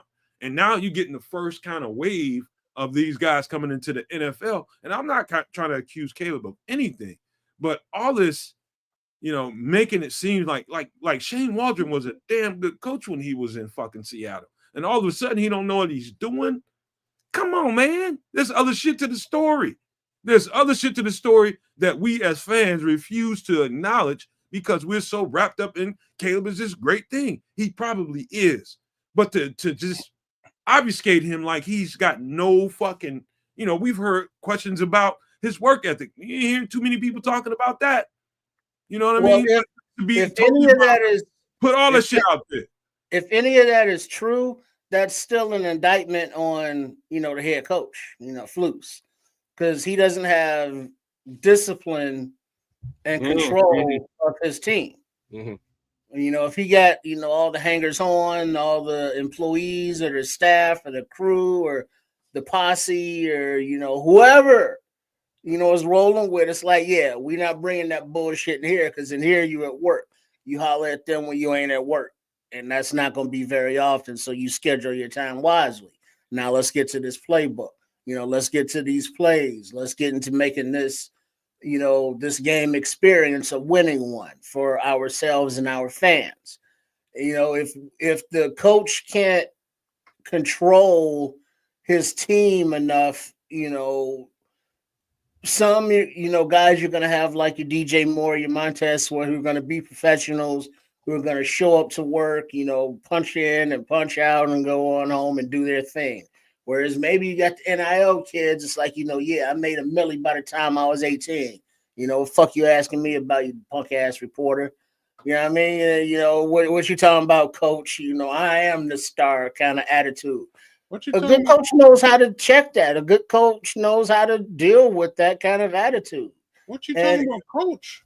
Like, that's where I can't really buy into this attitude part of it, because like straight up and down, F your attitude, dog. You can't come in here like, I know you got money. That's great. You'll have money, period. Like that's gonna be here. Do you want to be great at football? If the answer is no, why is he the starter? Bench his ass immediately. Bench him. Like, you know what I'm saying? You must be in a development mode if you really want to see that bag. Yeah, you got $1 million. Maybe you got a couple mil.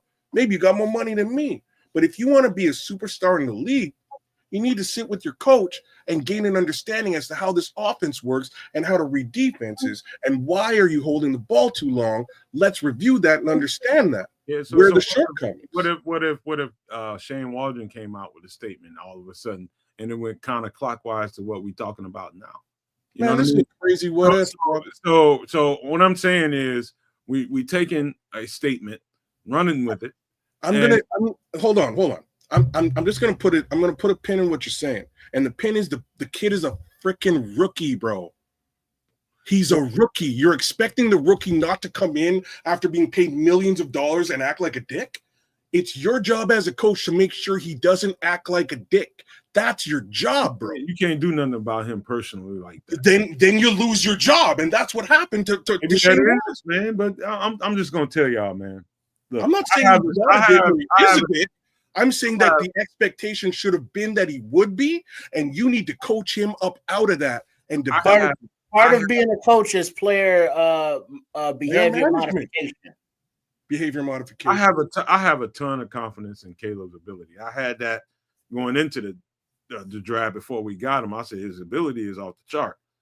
Now harnessing that, getting him to where he needs to be. It's not only football stuff that goes on with the X's and O's, reading defenses and learning how to play on time, the kind of thing that they will ask him to do here with Ben Johnson, kind of thing that it takes for a quarterback to do. And this is a criticism that I had of him when he was coming out. It's like playing on time, playing in a pro-style offense. I knew he would struggle because he wasn't ready for that. And therefore, a guy like Jalen Daniels that played in more of a pro-style offense and Bo Nix that played in a more pro-style offense kind of excelled quicker. Not to say that Caleb can't get there. He can.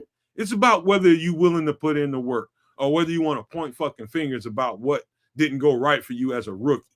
You know what I mean? It's either you believe in this coach and believe in what he can bring to the table, and you're willing to, assimilate yourself into or ingratiate yourself into what he's trying to do. And if that means getting your ass under center sometimes and playing out of a pro-style offense, then do it. It can't be about, okay, we got to stay in what Caleb wants to do all the time, because that's going to be RPO every fucking play. And we ain't going to run the ball like we need to. And so, like I said, man, we can blame a lot of things. And I think we're doing a good job at pointing fingers in all the places that it needs to be. But I think all this Caleb cake and shit, man, that shit irritates the dog shit out of me, because he's our quarterback. But at the same time, we got a right to fucking criticize anybody. I get you. At the same time, at the same time, you have to give the rookie a little bit of grace, bro. You know what I mean? Like, the rookie deserves grace. He's coming in. He doesn't know what he needs to know. He does not. He's a baby. Hey, Kedz, I would go with you, but remember, this was a motherfucker whose balls was so big. He was like, "Hey, combine, fuck you. I ain't doing none of that bullshit." Because you know who I am. I'm the #1 quarterback in this draft. Goddamn. That shit right there. So it's like, you come in, he's Superman. So you put that generational tag on him, whether he earned it or he coined it or not, which he didn't. But you have certain expectations now that, yes, you are a rookie technically, but you're coming in with more talent than any rookie at the position has ever had, according to you. So some of that bullshit is going to have to show up on the field, you punk ass. And that does not mean, throwing the ball into places where your receivers can't catch it. That does not mean holding on to the ball when you know that your O-line is sucking ass because you've taken 69 sacks. Nice. Over the course of the seasons, but you're still holding on to the ball. At what part does that generational shit kick in to learn to say, maybe I should get rid of this ball faster? Generational doesn't mean anything, though. It doesn't. But when he says he's coming into a the new most talented, the attitude that he's the most talented, that he is on a different level than other rookies. That kind of takes away some of that rookie pillow. Some of that rookie honeymoon period. It's kind of like, well, yeah, I would have gave you that rookie honeymoon period, but you came in talking all that shit. You come in talking shit. That's how you as a fan can feel. That's how Nomad as a fan can feel. I can also share the exact same feelings with you as well. Not Shane Waldron. You know what I mean? Like, Shane Waldron's job, he signed up for a job, and the job is develop this young man and the offense. That's the job you have. He can't give any kind of F's about how his attitude is. If your attitude in any way is detrimental to what we're trying to put together here, I'm fired. So I need to work with you in some capacity to make sure that you understand, and that I understand that you understand what your shortcomings are. This is just trial and error. Everything is trial and error.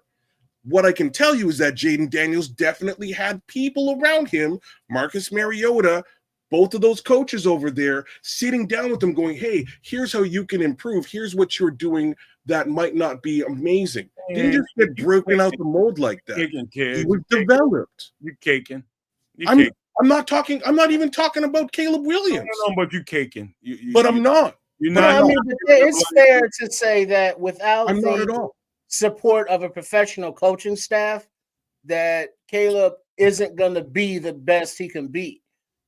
He's not going to develop the way a Daniels did because Kingsbury and them brought him along that he was comfortable with. Will Nix, they brought him along slowly and then let him do his thing within their offense, but what he was comfortable with. So they put together a professional game plan for him. Imagine that. Granted, Williams didn't have that. And I'm not putting it all on him that he didn't live up to his full potential, but it has to be some point in there where, despite what the coaching staff or lack thereof is going on around him, there has to be the flashes there where he can put the team on his back. And it's like, yeah, you all will win. We will win because of the quarterback. And there were flashes, but you'd really like to see more for the hype that was built up for who he was supposed to be and what was supposed to be going on here. We did see flashes, though, Trip. We saw flashes. What we didn't see is development and recognition of the shortcomings. That's what coaching is. They're going to sit with you in a room and go, watch this bloody film with me. Do you see yourself doing this? Why are you doing it?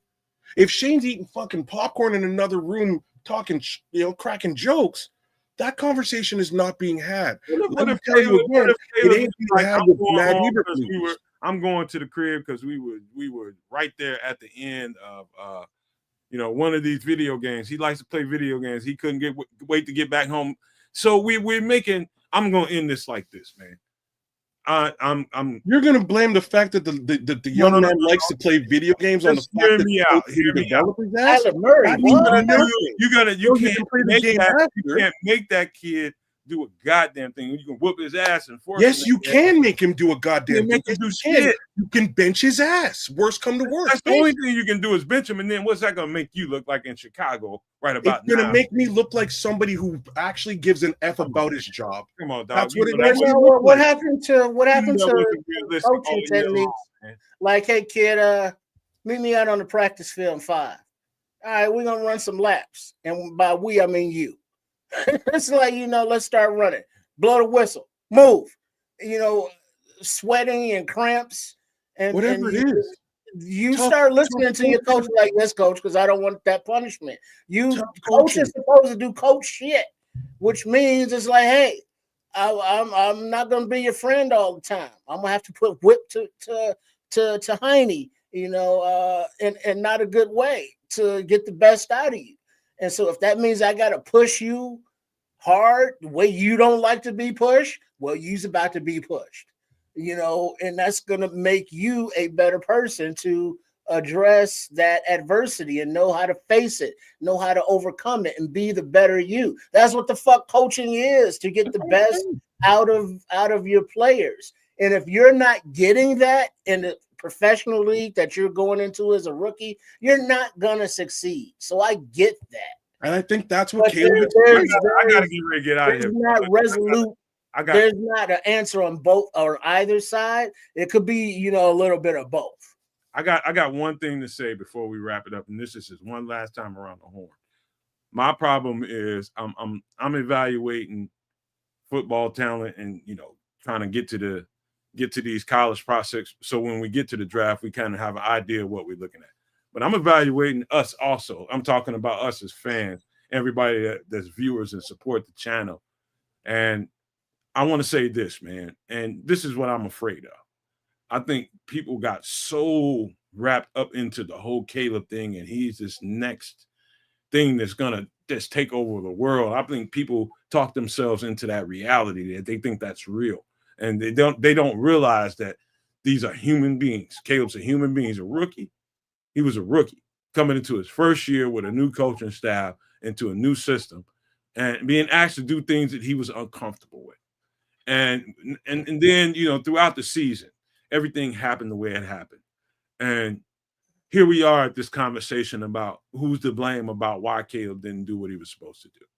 And it looks to me as though, and I'm not talking about us just here on the panel. I'm talking about, I'm looking at people in the fan base. I'm talking about everybody.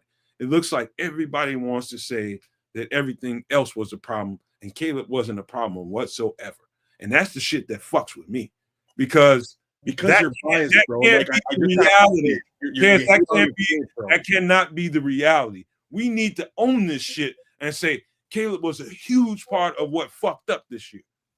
Well, yeah, it was, but now kids don't get it twisted, because what Nomad is saying is true. It's like, degree, but Caleb is being treated with kid gloves. It's like, well, it's not his fault. He didn't have an O-line. He didn't have coaching. He didn't have weapons. And it's like, who? Justin Fields? Oh, Caleb Williams? Oh, we're talking about a different guy now? So there's a lot of that going on. And so multiple things can be true at the same time. It's not a 100%. It's all on Caleb. It's not a 100%. It's all on the coaching staff. There is the percentage of responsibility in there that everybody owns, and just depend on what fandom you're listening to, what podcast that you're tuned into, is who they're gonna push more of the blame to. It's like, oh yeah, those coaches, they're horrible, but Caleb, he's the gifted one. So did you see the flashes when he did that pass or when he did this off balance throw? Oh yeah, he's the franchise, no doubt about it. And that's kind of far to that side. And then you got the ones that's like, oh, that was totally on Flus and Waldron and you heard what JSN said at the Super Bowl about Waldron's coaching style and how much he sucked, and both things can be true. You know, could it be an entourage situation in there? You know, where it's like, hey, Caleb, you know, we got a photo shoot or in a meeting or whatever the fuck, you know, later on, you know, skip out on this practice? Sure. You know, could it have been that Flus was just a fucking idiot? You know, I think that's definitely guaranteed. But a lot of that all together into the soup ended in a 4-win season. So 4 fucking wins, there's going to be a lot of finger pointing and plenty of blame to go around. And nobody's going to hit it 100% on what it was. You know, maybe in a few years when the autobiography comes out, you know, about what happened this past offseason, we'll find out that the shit went down. But whatever the case may be, we got 4 goddamn wins. So guess what? They all suck. Yep. Let me say this really quick because Alex Machado, this is my first time seeing him in here. Welcome in, Alex. Thanks for being a part of the network and a part of the community, man. I'm gonna read your comment here. He says, I would sign a Larry Jackson, something that we've been talking about here on the Nomad Network often. Love it. Center Ryan Kelly, I think from Indy. He says, or Dorman from Atlanta, or Sheriff and Zeitler. You fill your 4 spots and you draft more O linemen. Don't pay big money for a guard in a heavy draft. I've been trying to tell him that all night, Alex, to be honest with you. But we're gonna continue this conversation later on. Thank you for coming in, Alex. Make sure you're a constant presence over here on the network, man. We want to hear more of what you're talking about because you sound like me right now. And that's not the only reason. Just welcome in, Alex, and thank you for your comment, bro. But let me round this conversation off, man, because we're gonna end up talking for another 35 minutes to an hour. And my girlfriend is on vacation, bro, so I gotta cut it short because I know we can keep talking right now. Well, we will continue this conversation on some extra sauce on Wednesday. For sure. It'll probably be even spicier than it was tonight. And all the people that wanted to cuss me out about what I had to say, come on over to the show and do that then. You know, if you're not subscribed to the channel, subscribe to the channel. You can come over here and cuss me out right on over here in the chat, man. So it's all good. We're a community. We can cuss each other out, and it's all good. That's how we roll over here. But with that being said, let me pass it on to my guy, the Canuck, for some pleasantries, man. Well, I'm a little pissed off because I know because it ain't in the way you want it. I'm just saying. Go, Kedz. Yeah, I'm sorry. I'm gonna shut it down here. I'm gonna say my little 2 cents, and I'll shut it down. But I'm just saying, there's Triple R kind of said that there's a lot of blame to be going around, and you're bang on. Right, bro. You're bang on. There's a lot of blame to be going around. The fact is, once more, like one of the most funny things of this season to me was that he was a rookie coming in as a captain. I know he's at the quarterback position, but he's a rookie, right?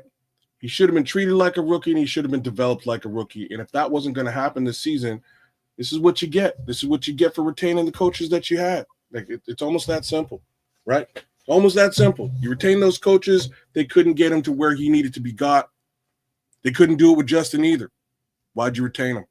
Part of the reason why I was so critical of Ryan Poles this season, but call it a night for the night, man. It's getting a little bit late. Kedz gotta get a little something to drink before he goes to sleep. So let me give a little bit of love to the guys out there. All y'all know maniacs out there. Big shout outs to my homie, The Scrolls. Shout outs to you, bro. Killing it in the chat with Flex Diggs and Richard Long.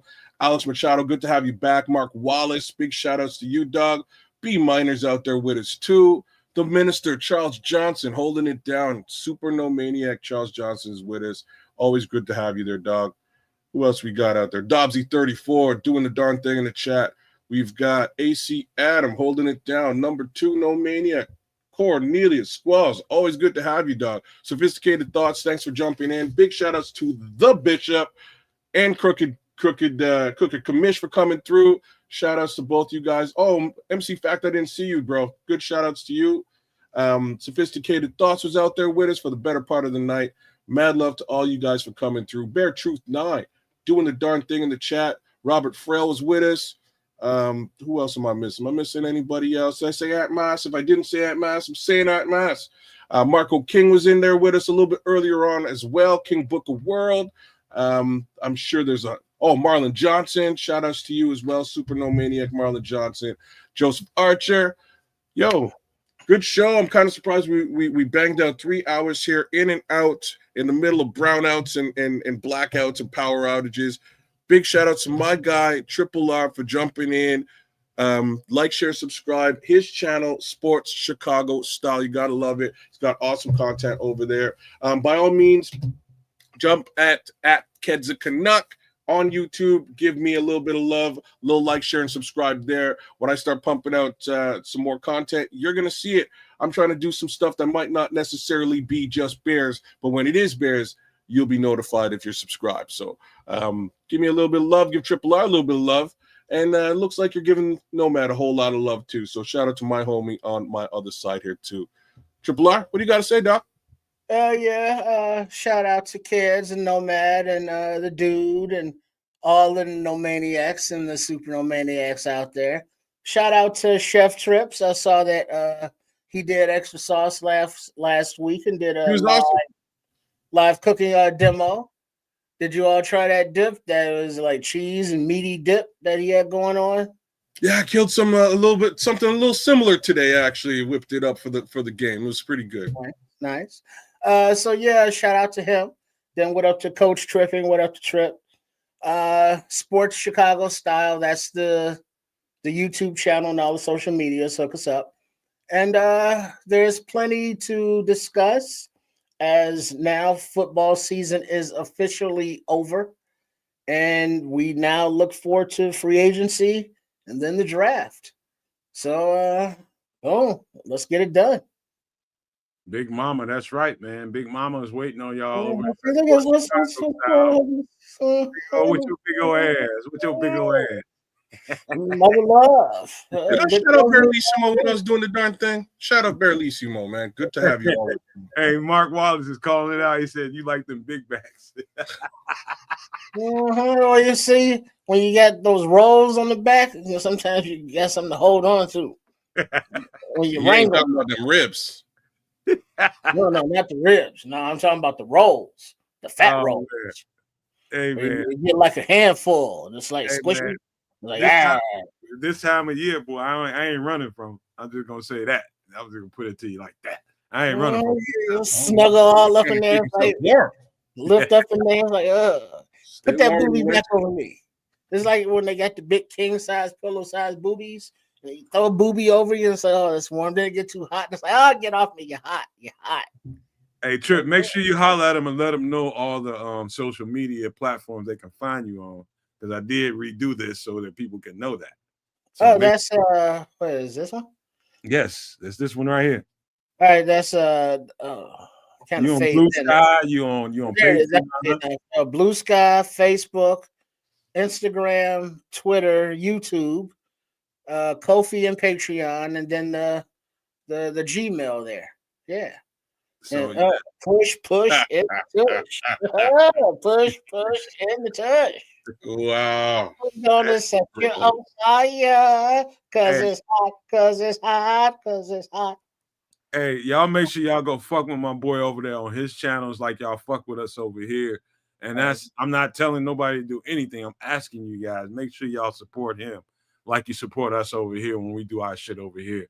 And make sure y'all guys look out for some extra sauce on Wednesday.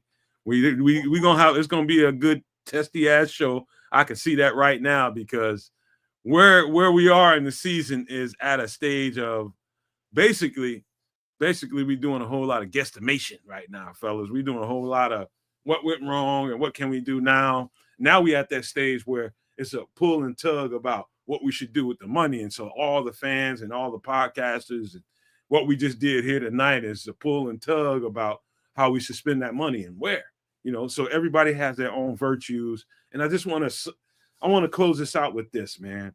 And I said this all throughout the show, and I want to bring it home with this because it's important. How we think individually about what the Bears should do, our passion, not my passion, not Kedz, not Trips, our passion. What brought us all together is being a fan of the Chicago Bears. And shout out to Virginia McCaskey. May she rest well for all of that she did in Chicago. Rest in peace, Jenny. Rest in peace, Dick Duran as well. Both of them. Yes, Dick Duran too, man. Thank you for bringing that up. Yeah, and we still have football in Chicago, partly due to Virginia McCaskey. I'm sure there's been opportunities for them to sell this team and make a whole lot of damn money. You know what I mean? And this football be getting played, the Bears football be getting played in fucking Pine Bluff, Arkansas, for all the fuck we know. But I know this. I am so glad that we get to come out here and have this back and forth as a podcaster and as a fan. I just appreciate the fact that we can come live and have all of this discussion and be okay with it. I welcome it because this is the kind of community that I always wanted to build as a fan and a supporter of the team. That if I did decide to go live and do a podcast, we can all come together and we can all have our opinions about what is and speak it, and nobody freaking try to crush them because that's your opinion of it. And I think we are exactly where we should be as a network and as friends and as a community. We should have these conversations, whether we agree with each other or not. It's healthy to have them, and we not hold on to any grudges about who said what, because I don't. Once this show is over, it's over. We get to the next one and we have these conversations again. That's just the way I feel about it. I don't carry nothing over. And so you can agree with me, disagree with me. I'm going to respect it. And I think I speak for everybody here. You know, you can all have your conversations and have your opinions about whatever. We're going to respect you. You know what I mean? We might have a couple of little words to say back and forth, but don't take that no kind of way either. That's what family does. We talk shit to each other. Ain't that right, Trip? We talk shit to each other. We might end up in a fucking fight. But nobody else from the outside try to come into the Nomad Network and try to bust this shit up. This is a family over here. Mm-hmm. This is what the fuck we do. This is what the fuck we do. We talk shit to each other. We disagree, and we agree with each other. Let it be that, and let that be the end of it, and don't carry it on. And don't let it get to the unnecessary. So, speaking of talking shit, shout out to Legit Pack fan, FGB, dog. You just want to give a shout out to fuck the Legit Pack fan, but he welcome to. Hey man, he could. Feel free to bring more Packers fan in here to like, share, and subscribe. We will take all the subscribers we can, especially from Green Bay, because we hate you. That being said, all right, let me finish this up and say this, man. I'm mentioning this because I was half-assed into the Super Bowl and half-assed into worldly events. Y'all don't know this yet, but you're gonna find out later on when we start doing another podcast on different topics. But there's something going on in the water and earthquakes and different things like that, and this huge stuff. I'm talking about 7.6 earthquakes out there in the middle of the water where the Caribbean is, the islands. They're on tsunami warning. There's basically been for a week been an earthquake every 5 to 10 minutes in the Santilli. I think it's Santilli Islands. I think it's a Greek island. I think that's the name of it. I might be wrong, but that's scary. You know what I mean? An earthquake every 5 to 10 minutes, and they've got those people fleeing that part of those islands. And that particular part of the world, it sits some beautiful, one of the most beautiful scenic places I've ever seen in my life. But they sit right there on the edge of a crater it's built on the crater of a volcano. And so it's scaring those people into believing that it might be true that all these earthquakes might trigger an actual huge ass eruption and wipe the whole island out. And so what island are you talking about? I think it's called the Santilli Islands off of Greece. It's a Greek island. I know that, but you know these that ain't the Caribbean. I'm sorry. I was a little. No, that happened. These are two different things. That's going on over there by Greece.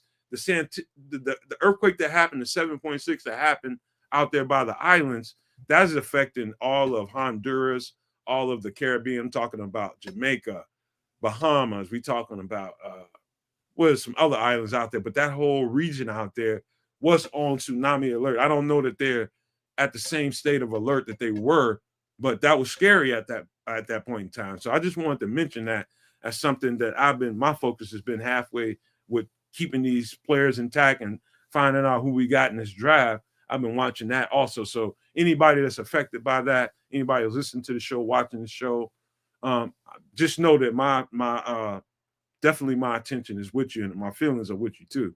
So I just wanted to say that before we get up out of here and leave you with these famous words.